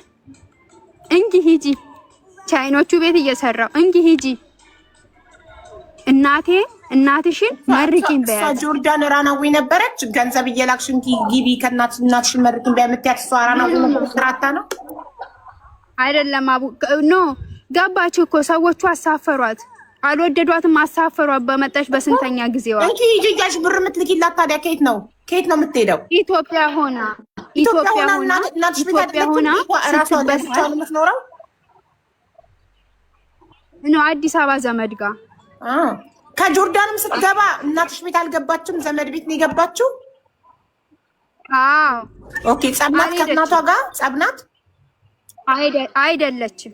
ታዲያ ቁጭ ብላ ታች እየሰማችኝ ነው። አሁንም በደንብ እንድትሰማ ነው እኔ የምፈልገው። መግባት ሲኖርባት አስገብተሽ እሷንም ትጠይቂያታለሽ አቡ። እሺ አዎ። ከሁለት የሚገርምሽ እናቴንም ለእናቴም አማክሬ ነው ዛሬ አንቺ ቤት የመጣሁት። እሺ ከጆርዳን ስትገባ ኢትዮጵያ ምንም ብርም የላትም፣ ትበሳጫለች።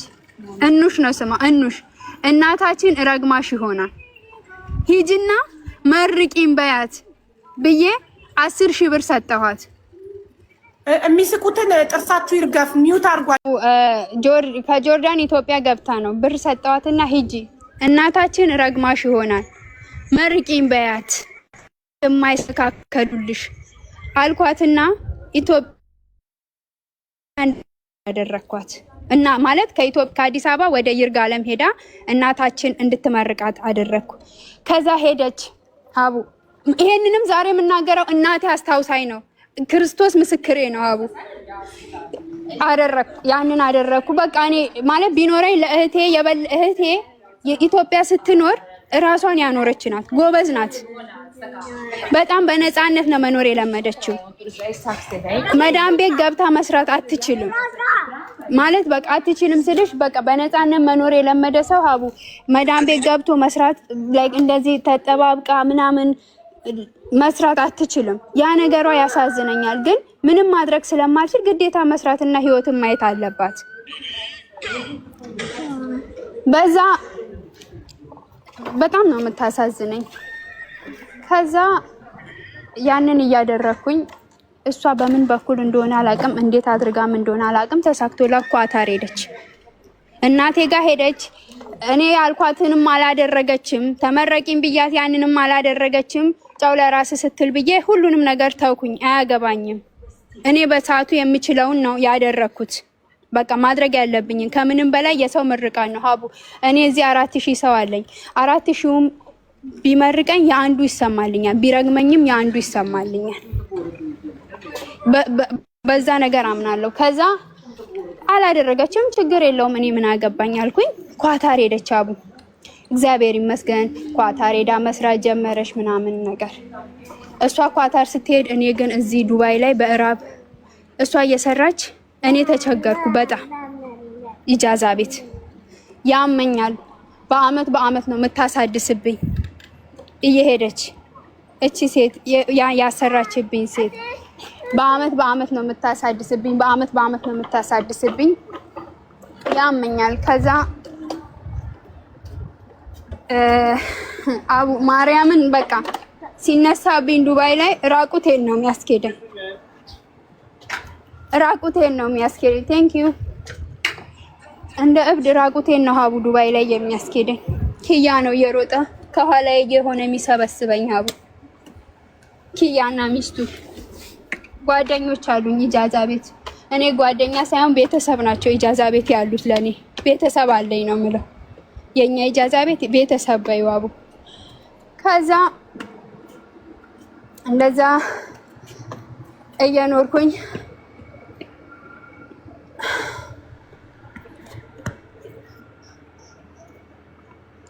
አቡ 8 ወር ቁጭ ስል ቆይ ለማያውቁት ልንገራቸው። አሁን ለገባችሁ ምንድነው የሚታደሰው ላላችሁት መተት ያሰራባት ሰው አለ በፓስፖርቷ ኢትዮጵያ። ኦኬ ያ ነው በየአመቱ የምታድስባት ሴትዮዋ። መተቱን ሄዳ ስታድሰው እሷ ይነሳባታል።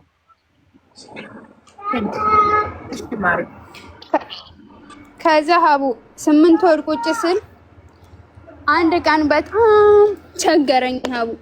ሞዴስ ይቸግርሻል። እኔ እግዚአብሔርን ነው የምልሽ ኢጃዛ ቤት ያውቃሉ። ሩዝ በልቼ ማደር አልፈልግም። አነሳም በዛም አንድ ጉርሻ ይሁን እንጀራ፣ በቃ እንጀራ ነው ብሎ ምንም ይስጡኝ፣ አንድ ጉርሻ እንጀራ ነው የምፈልገው። በቃ ከምግብ ሁሉ የእንጀራ ናፈቀኝ። ኢጃዛ ቤት ብቻዬን ቀረው። ሁሉም ስራ ነው የገባው። እኔ ለኔ ስራ ይመጣል፣ ፎቶ ልካለሁ፣ መዳሞች አንፈልግም ይሉኛል፣ እልካለሁ አንፈልግም ይሉኛል። ከዛ አፉ መጣ። አፉ በዛ ለምን አፉ ሳይመጣ በፊት እሷ ኳታር ናት ያለችውና እኑሽ እናወራለን፣ በሰላም እናወራለን። በዛ ሰዓት እኑሽ አልኳት ራበኝ እባክሽን፣ ሞዴስም ቸገረኝ፣ ኢጃዛ ቤት ልጆችም የሉም፣ እየወጡም አይደለም፣ ከአንዱ ተበድሬ እንኳን እንዳልበላ እባክሽን ብር ላኪልኝ፣ እኔ አንድ ወር ደሞዜን ስራ እንደገባው እሰጥሻለሁኝ። ሀቡ እኔ ክርስቶስ ምስክሬ ነው፣ ስራ ስሰራ ወደ ኪሴ ሳልል ነው። እኔ ሰፈር ያለ ሰው ሳረዳ ሩቅ ቦታ እኔ በቲክቶክ ሰው እርድ ተብዬ ረድቼ አላውቅም። እውነቱን ለመናገር ጎረቤቴ ብዙ ችግረኛ ስላለ ለነሱ ነው ማረጋው። ይናገራሉ አሉ የሚያቅሰው አለ። ይኸው እዚህ እግዚአብሔር በሚያውቀው ማለት ነው። ኪሴ ሳላስገባ ለቤተ ክርስቲያን ሳልሰጥ ኪሴ አላስገባም ብር። በቃ ከደሞዜ ከአናቱ ላይ ነው ማደርገው። ምን ማድረግ የምፈልገው ግን እንደዛ የሆንኩ ልጅ ራበኛ አቦ ጠማኝ። ኢጃዛ ቤት የሚመጣ ሰው ጠፋ። ጠዋት ማታ ኪያ ቤት ነው የምሮጠው። ያሳፍራል። እሱ ቤትም ሁሌ መሄድ ያሳፍራል። የሆነ ነገር ሲሆን ኪያ ተብሎ ለሱ ነው ቶሎ የሚደወልለት፣ እሱ ነው የሚጠራው። የኪሴን የሚሰጠኝ እሱ ነው። ግን በጣም ቸገረኝ ሀቡ እያደር ማለት በቃ ቢሰጠኝ ይሰጠኛል፣ ግን መጠየቅ ይቸግርሻል። ሁሉን ነገር መናገር አትፈልጊም። ለልጄ ምን ልላክ? ከእናቴ ራቅኩኝ፣ ከልጄ ራቅኩኝ። 8 ወር ሙሉ ማለት ነው። በቃ ማለት አወራቸዋለሁ፣ ደህና ነኝ፣ ጸሎት አድርጉልኝ። እናቴም ችግሬን ስለምታውቅ ጸሎት ነው የምታስደርግልኝ በክርስትና ስሜ እኮ። ግን አንቺ 2 አመት ቤይሩት የሰራሽበት 2 አመት ከ3 ወር ዱባይ የሰራሽበት ሙሉ በየወሩ ምትልኪ ባይሆን ኖሮ ስራ አጥተሽ ኢጃዛ ቤት ስትቀመጪ እንደዚህ ባልተራብሽ፣ እንደዚህ ባልተቸገርሽ ነበር አይደል? ያንን አላሰብሽም? ምን ነው እየቆጠብኩ በነበረ ኖሮ በምሰራ ሰዓት ሙሉን ባልክ ኖሮ ጢኒት ለራሴ የሆነ ቦታ ወሸቅ ባረግ ኖሮ ዛሬ ላይ አይርበኝም ነበረ። ስራ አጥቼ ኢጃዛ ቤት ስትቀመጥ ከቤሩት እኮ ሲሄድ አስቀምጬ ሲሄድ እናቴ ላስኪት ለብሳ ነው የምታድረው። ቆርቆሮ በረዶ መጥቶ በሳስቶት ላስኪት ለብሳ ነው የምታድረው የኔ እናት። ባስቀመጥኩ ብር ትንሽም ቢሆን ባይስተካከል እሱን አስተካከልኩኝ። ከዚህ ቤሩት ያልኩን ነገር ያ ነገር አለቀ። ግን እዚህ መጥቼ እኔ በቃ እልካለሁኝ አቡ እልካለሁ። እናቴ በምልከውም ነገር ደስተኛ አይደለችም። ለምን ሰርታ መኖር የለመደች ከኔ መቀበልን አትፈልግም እናቴ። ግን እናቴ በጣም የደከመች አሁን ላይ ታማሚ ሆና የኔ ልጅ እያሳደገች ቤት ውስጥ ብር ብላ ቁጭ ያለች ምስኪን የሆነች በቃ አቡ ኢማጂን አስቢ። በጣም ምስኪን እናት ነው ያለችኝ። በጣም ምስኪን እናት ምታሳዝን ጨዋ ለልጆቿ ስትል አንገቷን የደፋች ሀቡ ለሷ ደብቄ እሷ እንጀራ ያማራት እሷ ስጋ ያማራት ለኔ ብደብቅ ፈጣሪስ ምን ይለኛል? አቡ አፈል ብላ ትናንትኛን ያኖረችው እንሽ ብር ላኪልኝ ስትላት ሆሞ ብሉ ገፉማ ብሉ እኛ ቤት ገፉማ በልተን አናውቅም። አቡ እግዚአብሔር ዱቄት አገንፍታችሁ ብሉ ትላለች እናቴ። እሱን ነገር መብላት ራሱ አትወድም። እኛም አንበላም እሷም አታበላንም።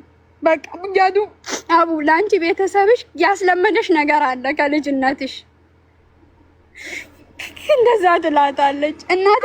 በእውነት ነው የምልሽ ብር አፏን አውጥታ ስጡኝ ብላ አትጠይቃኝም አታውቅም። ቸገረኝም አትልም። አውቄ ነው የምልክላት። ከዛ 8 ወር አቡ እናቴን የሰው አይን አያት።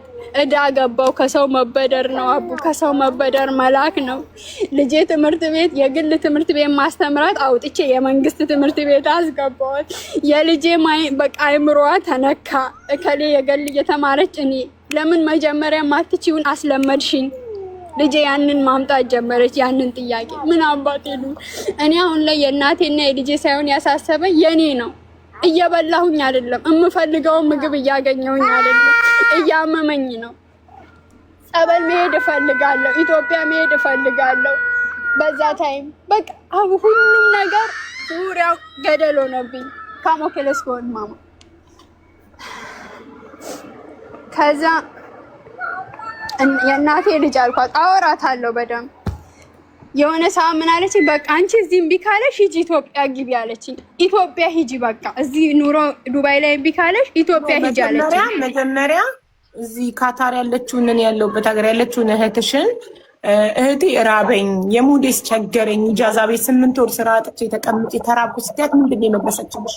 ስንት ላከች? እሱን ልነግርሽ እኮ ነው፣ እሱን ልነግርሽ ነው። ያንን እያወራን ስንሄድ ኢትዮጵያ ግቢ በቃ እንደዛ ከሆነ ኢትዮጵያ ግቢ። እኔ ፀጉር ሙያ ስላለኝ ትንሽ ፀጉር ቤት እንዴትም ብለን ከፍተን እንሰራለን። ኢትዮጵያ ግቢ ዋውያ እንዴ ከልጅቷ ጋር ስለሆንኩ እንትን አልኩኝ። እኔ አሁን ስራ ስላልሰራው አበድሩኝ ብልም እኔ የዱባይ አባቶች ራሱ እዚህ መታ ይናገራሉ። እኔ መንፈሱ ሲያመኝ አቡ እንዴት አፈር ዲሜ ነው የሚያስበላኝ። በቃ አፈር ዲሜ አሞኝ አፈር ዲሜ አብልቶ ነው የሚያስነሳኝ። አቡ በእናትሽ እንውሽ እራበኝ፣ ሞዴስም ቸግሮኛል። እኔ ምንም ነገር የለኝም። ሃይሻ እዚህ ስላለች እኔ ሃይሻን ብር ስጪ ማለት እፈራለሁ። አንቺ ተበደሪልኝ ቢያንስ ስራ ላይ ስለሆንሽ። ከዛ አይሻ ማናት? እስካሁን ታሪኩ ላይ ስሟን ያልሰማ ነው። አይሻ ማናት? የሰፈር ልጅ ናት። እዚህ ናት። ኦኬ እኮ እንደዛ በይ። አይሻ የምትባል የሰፈራችን ልጅ እዚህ አለች ብለህ በያ። እንዴት አይሻ ማናት እንላለን እኛ? ታሪኩ ላይ እስካሁን ስሟ ያልተጠረሰው። እሺ እሷ እዚህ አለች እና ከአይሻ ብሩ ሰጂልኝና እኔ እሰጥሻለሁ በያት። አንቺ ትሰጫታለሽ፣ እኔ ደግሞ ለአንቺ መልሼ እሰጥሻለሁ አልኳት። ከዛ እሺ ርቦኛል ብያታለሁ። ታውቃለች በጣም እያመመኝ ነው። በቃ ጥሩ ላይ አይደለሁም አቡ። በህይወትና በሞት መካከል ነኝ ያለሁት። ኢጃዛቤ ልጆች ከኔ ጋር በጣም እየተቸገሩ ነው። ይመጣሉ አይተውኝ የሆነ ነገር ይገዙልኛል ምናምን፣ ከዛ ይሄዳሉ። ሁሉም ወደ ስራው ነው የሚሄደው። ገባሽ? በጣም ከኔ ጋርም የተቸገሩም ልጆች አሉ። ከዛ ስላት እሺ አሁኑኑ እደውልልሻለሁ፣ አሁኑኑ ነው የምደውልልሽ ብላ ጠላቴ ዝም ይባል በዛው እልም ብላ ጠፋች። በቃ እደውላለሁ ብላ በዛው ቀረች። አቡ ስንት ጊዜ አላየኋት፣ በቃ የለች። ከዛ እንደዛ እየሆንኩኝ አፉ መጣ። አፉ ደግሞ ማምለጥ የለበትም ለኔ። በቃ አፉ ብር የለኝም 8 ወር ነው ቁጭ አልኩት። አቡ እንደነገርኩሽ መድኃኒዓለም ብዬ ካለቀስኩኝ አቡ በንጹህ ልቤ ስለማለቅስ ምንም የማይሆንልኝ ነገር የለም። እግዚአብሔርን ነው የምልሽ አቡ። በቃ በዛ ሰዓት ላይ ፋሲካ ጾም ነበረ፣ 2 ወር ጾም ሱባኤ ያስኩኝና አልቅሼ ጠየቅኩት። ፈጣሪ ወይ ትናንት ከቆሸሸ ህይወት መጥቼ ዛሬም ተበሳጭቼ እዛ ህይወት እንድገባ ከፈቀድክ አንተ እንደ ፍቃድክ ይሁን ብዬ ለሱ አልቅሼ ነገርኩት። እግዚአብሔርን ነው የምልሽ። ለሰው ያበደርኩት ብር ነበረ ማለት ኢትዮጵያ ነው፣ እዚህ ሳይሆን ኢትዮጵያ ነው። ስሰራ ቻይኖቹ ቤት ስሰራ 90 ሺህ ብር ያበደርኳት ነበረች። እሱንም መለሰችልኝ ወዲያው አፉ መጣ ስላት። ፓስፖርቴን ለፓስፖርቴ ብዬ ፓስፖርት አፉ ሳይመጣም አወጣለሁ ብዬ ስለነበረ ፓስፖርቴ ብዬ የኛ ዋና አከራያችን ጋር ያስቀመጥኩት 1000 ብር ነበር። ፓስፖርት ግን 1300 ብር ነበር። አሁን አፉ ሲመጣ 300 ብር ጓደኛዬ ሞልታልኝ አወጣሁኝ ፓስፖርት። ከዛ የቤት ልጆች አሉ እናት አንቺ ወረቀት ሳትይዢ እንዴት እኛ ብለው ሁሉም ያላቸውን ሰጡኝ። ወረቀቴን እግዚአብሔር ይመስገን በሴልስ ወረቀቴን ያስኩኝ አቡ። ልክ ወረቀቴን እንደያዝኩኝ እግዚአብሔር ይመስገን አስቢው፣ ሁሉም ነገር እኮ ተዘጋግቶብኛል አቡ። ግን ሁሌ ፈጣሪ ተስፋ አልቆርጥም አልቅሼ እነግረዋለሁ። ልክ ወረቀቴን ይዤ ልክ በያዝኩኝ በወሩ የኔ ጓደኛ የምትሰራው ራሻዎች ሰዎች ጋር ስለነበረ እሷ ወረቀቷን ስትይዝ ወደ ኢትዮጵያ መሄድ ትፈልጋለች እናቷን ለማየት። 13 ዓመት እናቷን ሳታይ ነው የኖረችው እዚህ። ለዛ መሄድ ስለምትፈልግ እሷ ስትሄድ እዛ ቤት ተካችኝ። በስንት ብር አቡ? በ3500 ብር ደሞዝ። እግዚአብሔር ሲክስሽ ብቻ አስቢ። ቁጭ ብዬ ነው የምውለው። በ3500 ብር ሴትዮዋ ለሷ የምትከፍላት 2800 ብር ነበር። ለኔ 3500 አረገችልኝ። ከዛ 3500 ብር አደረገችልኝ። በሱ መስራት ጀመርኩ። ከዛ እየሰራው አቡ የእናቴ ቤት ሊወድቅ ደርሷል። አሁን በደንብ ስሚኝ አቡ፣ የእናቴ ቤት ሊወድቅ ደርሷል። 8 ወር ምንም አልሰራውም። ምንም ነገር የለም። እናቴ ጠላ እየሸጠች እንዲሁ በቃ ወዲህ ወዲያም እያለች ነው እየኖረች የነበረው። ከዛ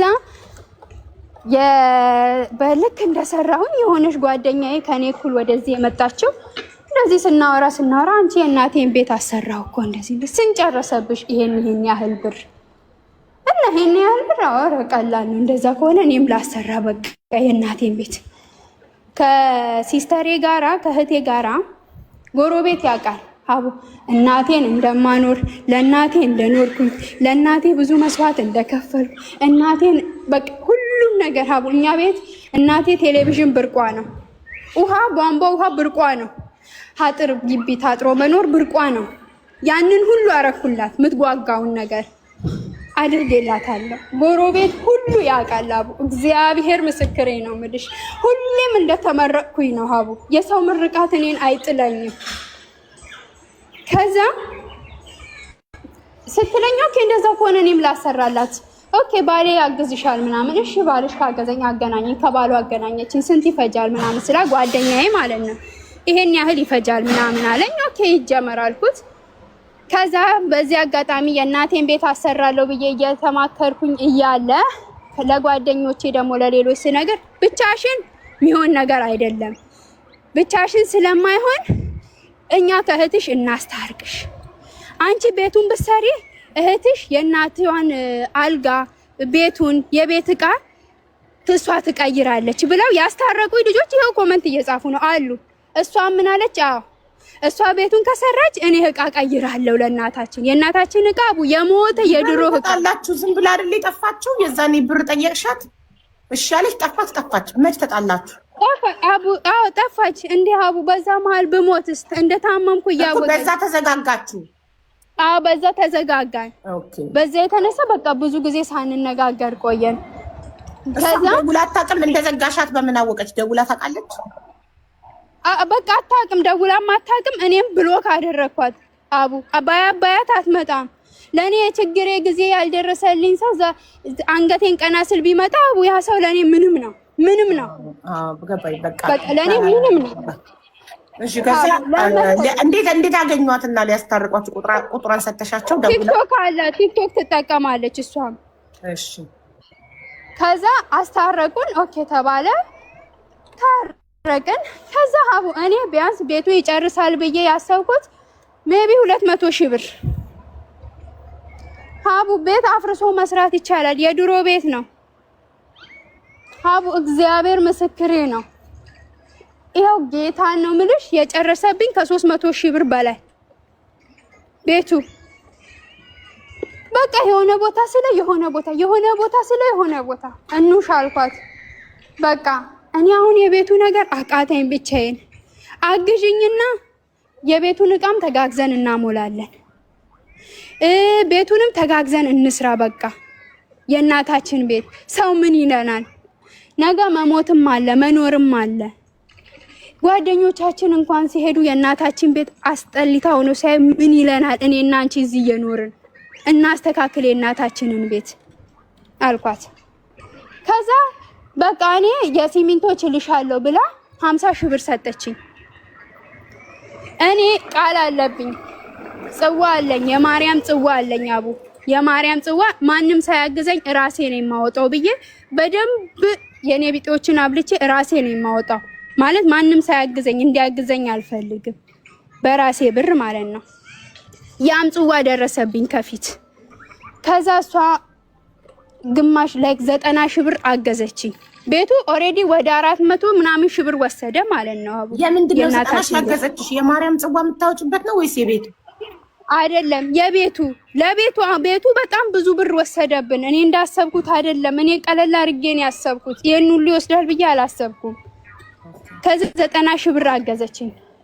እሷ በእናቴ አካውንት 190 ሺህ ብር ነበር ያስገባችው። ሀቡ በደንብ ስሚ፣ 190 ሺህ ብር። እኔና እሷ ነን ያለ ነው። ከዛ ክርስቶስ አለ በመሃላችን። ይሄንን ነገር ስናወራ ሌላ ማንም የለም። ከዛ እንውሽ አልኳት። አሁን ላይ ብር ያስፈልጋቸዋል እነማዙ። የዚህ ነገርም እየጎደለ ነው። 100 ሺህ ብሩን ለኔ አበድርኝ። እሷ ዱባይ መምጣት ስለምትፈልግ 100 ሺህ ብሩን ለኔ አበድርኝ። አንቺ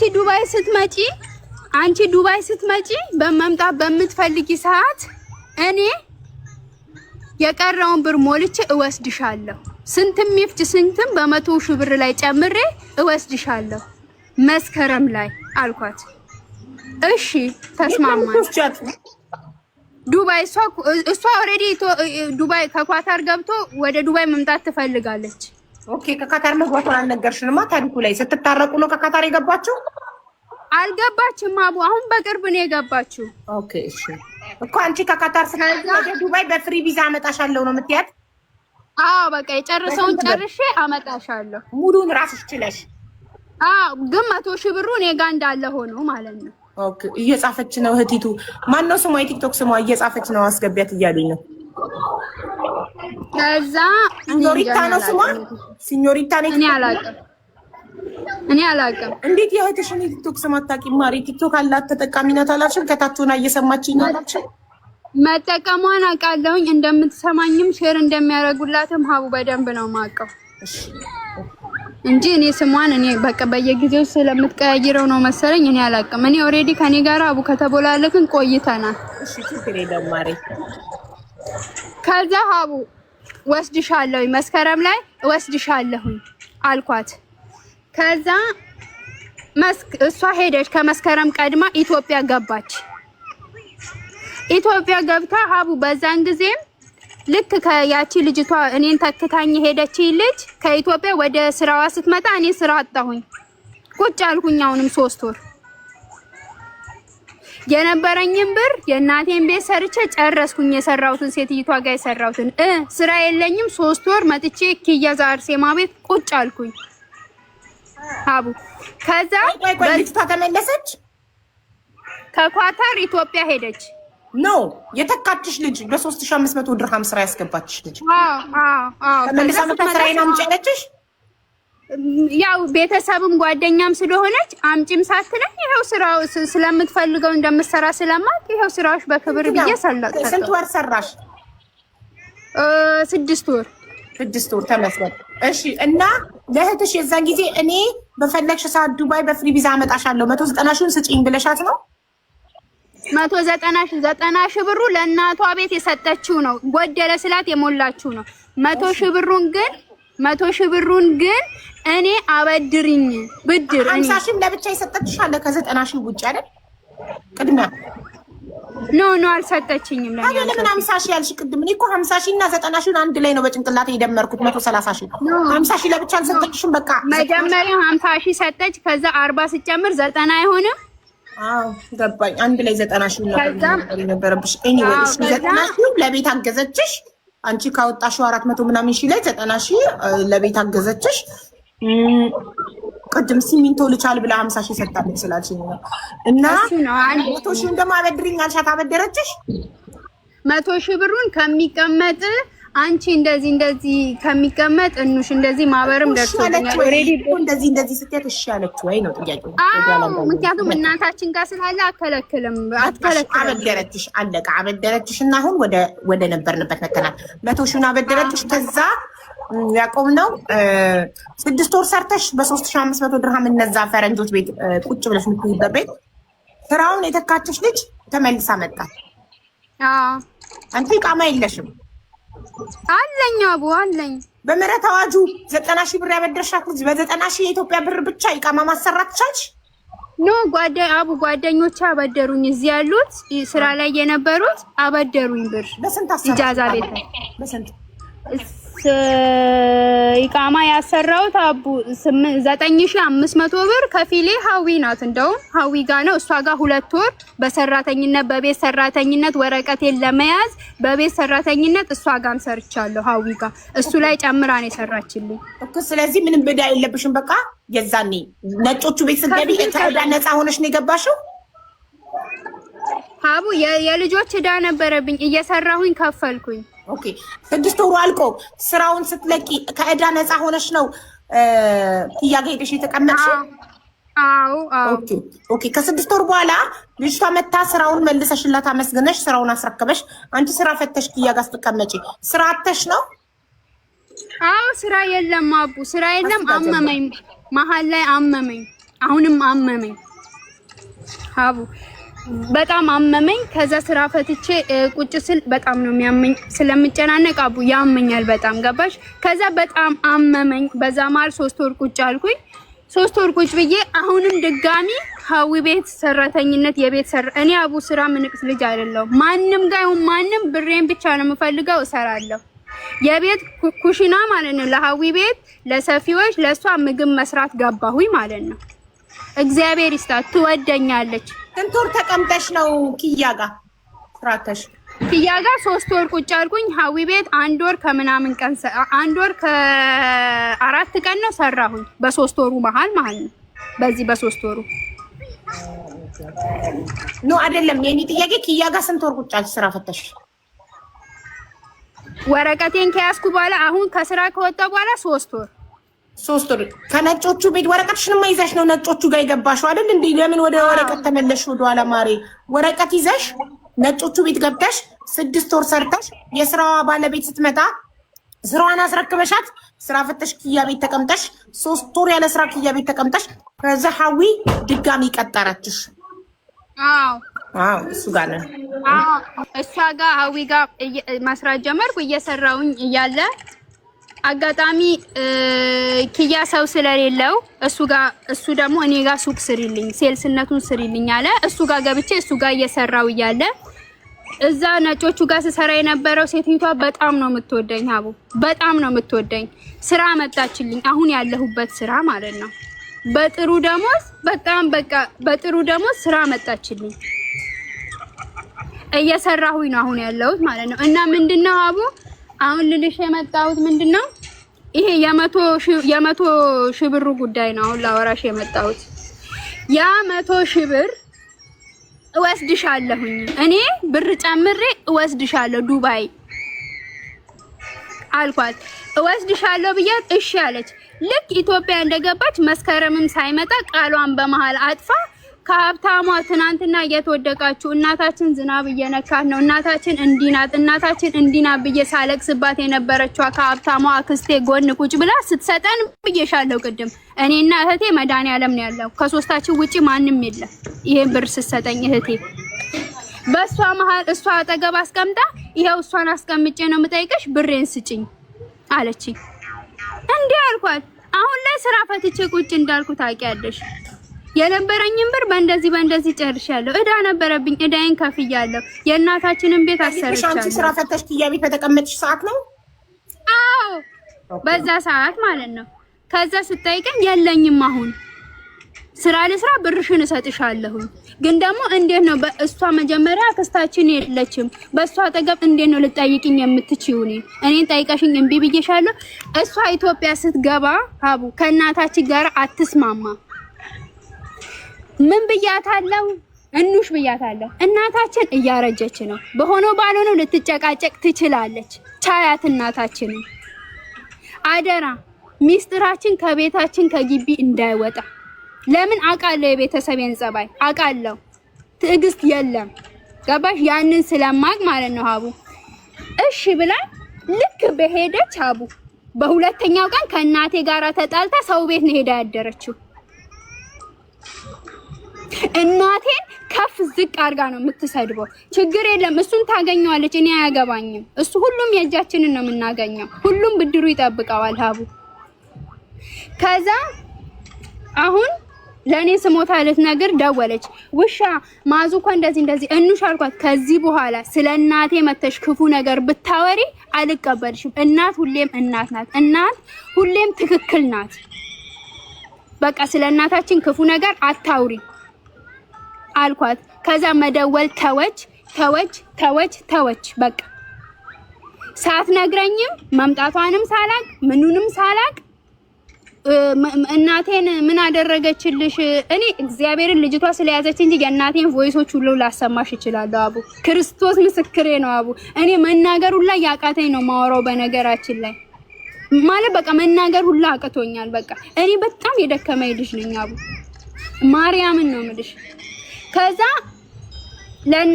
እናቴ ምን አረገች ኢትዮጵያ ስላል 40,000 ብር ሶፋ ገዝታልኛለች 40,000 ብር ሶፋ ገዝታልኛለች ከዛ ውጪ ለኔ ምንም አላደረገችም አለች ኦኬ በቃ እሱንም ማድረጓ ትልቅ ነገር ነው ከዛ አሁን በዚህ ስራ ከገባኝ ገና መቼ መሰለኝ በ9 2 ወሬ ነው አሁን በ9 2 ወሬ ነው የሚመጣው ማለት ነው አሁን ኦገስት 9 ኖ ኦገስት ዲሴምበር 9 ስንት 2 ወሬ ነው 3 ወሬን ይዛለው ማለት ነው ከዛ ደወለችና አሁን እኔ ይሄንን የሰራውበት 3 ወር የሰራውበትን ብር አቡ እህቴን ላመጣ ብቻዬን ስላቃተኝ ሀቡ እያመመኝ ነው አሁን ሀቡ ካንቺ ጋራ ቁጭ ብዬ ምግብ እያበላው መሀል ላይ ምን ሰዓት እንደሚለውጠኝ አታቂ ስራ ቦታ ላይ በቃ እየሰራሁኝ ከመቼው እንደሚለውጠኝ አታቂ ታክሲ ውስጥ ከመቼው አዙሮኝ እንደምወድቅ አታቂም በቃ በጣም ነው የሚያመኝ አቡ ጸበል መሄድ እፈልጋለሁ ጸበል መግባት እፈልጋለሁ ደግሞኛል ሀቡ ወጣት ነኝ የ26 አመት ልጅ ነኝ አሁን ላይ ጥርሴ ረግፎ አልቋል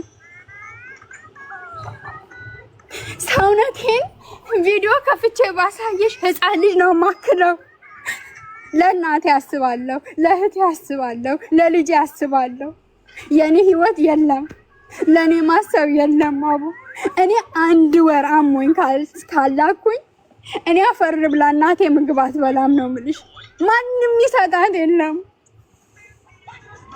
እኔ ነኝ ምረዳት አቡ አንድ እጅሽ እስቲ ለብቻ አጨብጭበሽ አሳየኝ እስኪ አጨበጭብልሻል አንድ እጅሽ ብቻ ደከመኝ በልጅነት ደከመኝ አቡ አንጀቴን ከፍቼ ባሳይሽ አንጀቴ ወደ ውስጥ ጥፍ ብሏል በሽተኛ ነው የምመስለው ማርያም በሽተኛ ነው የምመስለው በጣም ነው የሚያመው ኢትዮጵያ ጸበል መግባት እፈልጋለሁ ግን እኔ ለኢትዮጵያ ብዬ ከሄድኩኝ እናቴ ሳትበላ ነው የምትኖረው እናቴ ከሰው ጋራ ማህበራዊ ህይወት አትኖርም። እድር አትገባም። ሌሎቹስ አንቺን ብቻ ነው እንዴ እናትሽ የወለደችው? ስንት ነው የወለደችው? አቧራት ነን ብዬሻለሁ። አንዷ የኔ ታናሽ ናት። ሌላዋስ? አንደኛዋ አሁን ሙሽ ናት የምትያት፣ አንደኛዋ ኑሽ ናት። አንደኛዋስ? አንደኛዋ መብራት ትባላለች። ያቤሎ ነው የምትኖረው። እሷ ከኛ የምትፈልግ ናት፣ ከኛ የምትጠብቅ ናት። ታናሽሽ? ታናሽ ገና ልጅ ናት አቡ። እሷን ላመጣ እየታገልኩ ነው። መጀመሪያ ሞክሬ እሷ ከመጣችልኝ እኔ ኢትዮጵያ ሄጄ ጸበል ገባለሁ ነው በቃ ሀሳቤ። ጸበል ገባለሁ በቃ መጠመቅ እፈልጋለሁ። እያመመኝ ነው። አሁንም መንፈሱ የትናንቷን ልጅ እየጠራ ነው የሚለፈልፈው አቡ። ገባሽ? በየአመቱ ነው እየሄደች የምታሳድሰው። በየአመቱ ነው እየሄደች የምታሳድሰው። እሷን እየጠራ ነው ዛሬም ላይ የሚለፈልፈው። እግዚአብሔርን ኪያም ማስገባት ትችያለሽ አለ ከስር እየጻፈልኝ ነው። ታስገባኝ እያለ ነው። እግዚአብሔር ኪያን አስገቡት ጋይስ። አቡ ሲያመኝ ሽንት ቤት ነው አትይም፣ የት ነው አትይም። አንስቶ ነው የሚጥለኝ። ራቁቴን ነው የሚያስጌደኝ። አቡ ከበደኝ ብቻ እህቴን አመጣታለሁ ብዬ በክያ በኩል ጀምሬ እሱም አልተሳካም። እህቴ ከአንዴም ሁለቴ ማላታይን ጠጣች። አሁን ምንድን ነው የጠጣችው? ሁለት ጊዜ ማላታይን ጠጥታ ነው የተረፈችው። እንደዚህ የሚገል ነው። መርዝ ነው? መድኃኒት ነው? ምንድን ነው? የሚገል መድኃኒት ነው ማለት ነው የሚባለው መሰለኝ። ይሄ ቢጫው ገዝታ ነው አቡ፣ ገዝታ ነው ብሎ ይሸጣል እንዴ? ልክ እንደ እንትን ነው። ላይክ እንደ ምንድን ነው የዕቃ የሚታጠብበት ምንድን ነው? እንደ ፍላሽ ማለት ነው። እዚህ ሀገር ፍላሽ ክሊኒንግ ስታፍ ያው እንደሱ እንደ ምንድን ነው የሚባለው? የተባይ መድኃኒት ነው ብቻ። እሱን ጠጥታ አቡ ከአንዴም ሁለቴ ሆስፒታል ገባች። ከአንዴም ሁለቴ ሆስፒታል ገባች አቡ። ስንት አመቷ ነው? እድሜዋ ስንት ነው? ታናሽ በስንት አመት ነው አንቺ የምትበልጫለሽ? አቡ እሷ አሁን 18 አመቷ ነው። አሁን 18 አመቷ ነው እንዴ። አንቺ የዛኔ እናትሽ ሀያትሽ ጋር ትታሽ ስትሄድ ታናሽሽ ተወልዳ ነበረ። አንቺ የ15 አመት ነው። ጥንጥዬ ናት። አዎ ጥንጥዬ ናት ማለት ያኔ ብዙም ጥንጥዬ አይደለችም አቡ። አንቺ የ15 አመት እንጂ ያለሽ እሷ ታናሽንና እኔ ነን የምናስቸግራት እንጂ አስቸግሯትም። አሁን አንቺ 26 አመትሽ ነው። ስለዚህ እኔ 26 አመቴ ነው። ልጅ አሁን 11 አመቷ ነው የኔ ልጅ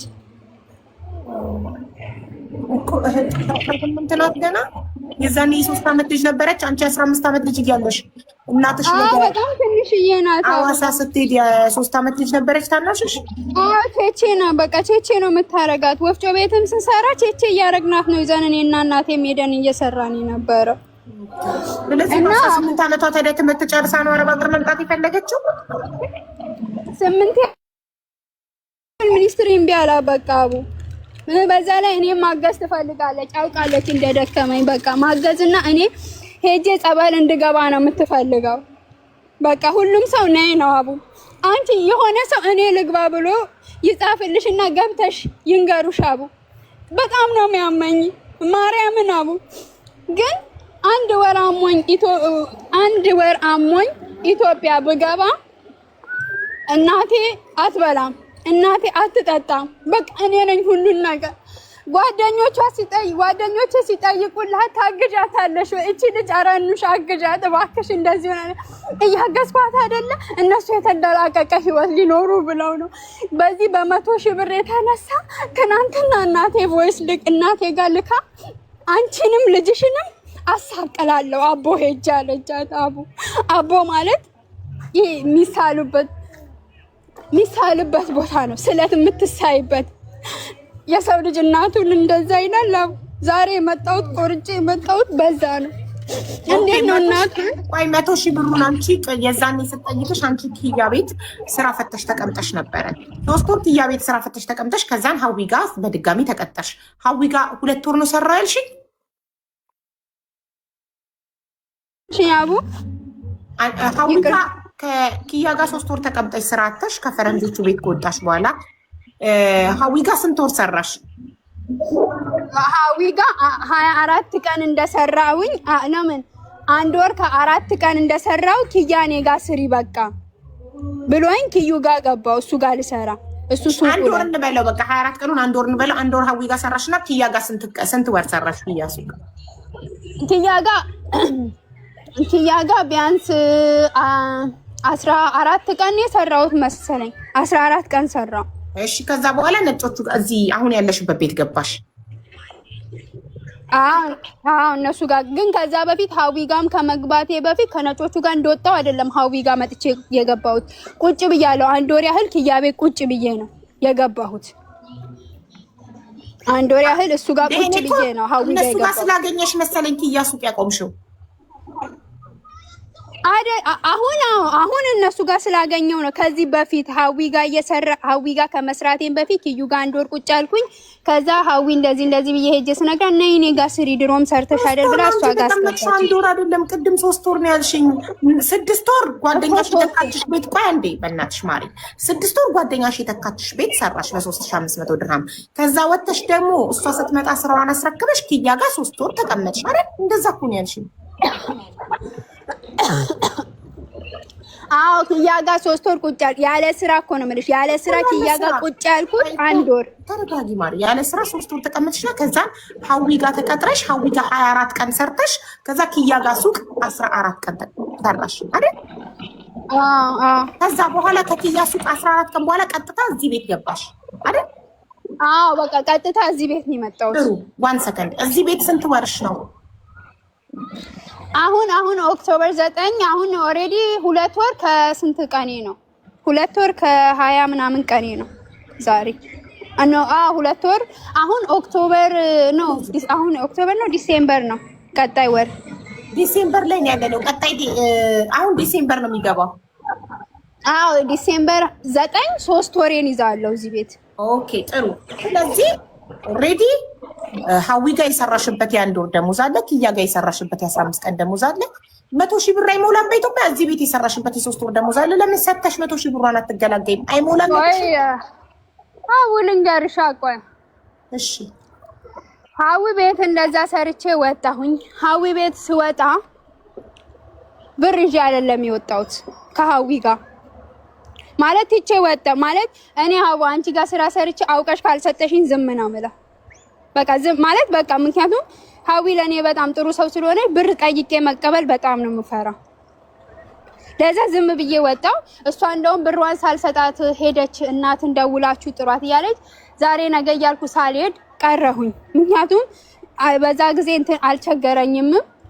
በቃ እንትን ኪያ ጋም ስላለው ምንም እንትን ስላላለኝ ዛሬ ነገ እያልኩኝ ሳልሄድ ቀረው። የሆነ ጊዜ ላይ ልጄ ትምህርት ቤት ልትገባ ብር ቸገረኝ። ሀዊ ጋር ስገባ በ1500 ብር ነው መሰለኝ ነው በ1500 ሳይሆን ድሮም እሷ አውቃን የሰጠችኝ አሁንም አውቀሽ ስጪኝ ብያት እኔ ጋር የነበረችው ልጅ ያለ ወረቀት 1500 ነበር የምትሰራው ስላለችኝ ገባሁኝ። በቃ አንቺ ደስ ያለሽን ስጪኝ ማለት ቤት ከመዋል ይሻላል ብዬ ነው የሄድኩት እሷ ጋር። ገባሽ? እንደምትሰጠኝ አውቃለሁ። ከዛ በደሞዝ ስላልተነጋገርን ገባሁኝ ሰራሁኝ። ከዛ የሆነ ጊዜ ላይ ሀዊ እንደዚህ ልጄ በጣም ቸግሯታል ኪያ ጋር ወሬ ገና ሳልጨርስ ምክንያቱም ኪያ መጠየቅ አልፈልግም ገና ነኛ ኪያ ጋር። ለዛ እንደዚህ ብዬ ሀዊን ስጠይቃት ሀዊ 600 ብር ሰጠች። 600 ብር ሰጠችኝ። ያንን 600 ብር ለኔ የምፈልገውን ነገር ማድረጊያ አስቀረሁኝና ለልጄ ላኩላት የቀረውን ማለት ነው።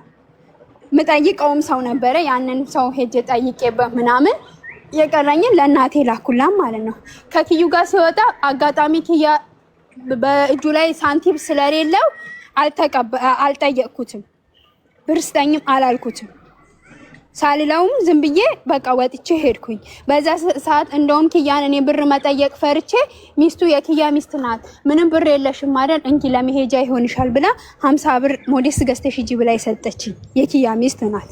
ይኸው ኪያ አጠገብ ያለ ምክንያቱም መዋሸት ስለማልፈልግ። ከዛ በዛ ምክንያት በዛ ምክንያት ነው የሷን ብር ያልመለስኩት። እሱም በሁለተኛ ነገር ላይ ደግሞ የተነጋገርነው እኮ መስከረም ላይ ነው ሀቡ። በዛ ጊዜ ትጠይቀኛለሽ ብዬ አላሰብኩም። ያልኳትም አመጣሻለሁ ነው። ማመጣትም በማን ነው? በኪያ በኩል ነው። ካለኝ ሰጥቼው ከሌለኝ ደግሞ ሰርቼ ሰጥሃለሁ ብዬ ላመጣ ያሰብኩት በሱ በኩል ብቻ ነው፣ በኪያ በኩል ማለት ነው። ከዛ አልሆነም። በቃ በዛ ምክንያት ነው የሷን 100 ሺህ ብር ለምን አልመለሽም ላልሽው ነገር ማለት ነው ሀቡ። ከዛ በኋላ ሀቡ እየሰራሁኝ እህቴን ላመጣ ሞከርኩ ማለት ነው። እናት አንዴ ማርዬ እኔ ባጭሩ ስለሆነ የሚገባኝ ሀዊ ብርሽን ሰጠችሽ 24 ቀን ደሞዝ ወይስ አልተሰጠችም? አጭር መልስ አልሰጠችም ወይስ ሰጣኛለች? ሰጠችኝ እኮ 600 ብር ሰጠችኝ። ምን አረግሽ? ለልጄ ላኩኝ ሀቡ፣ ለልጄ ግማሽ ለልጄ ልኬ የ24 ቀን ደሞዝ 600 ድርሃም ብቻ ነው። አዎ 600 ብር ነው የሰጠችኝ። የ24 ቀን ደሞዝ በ1500 የ24 ቀን ደሞዝ 600 ድርሃም ነው የሚመጣ።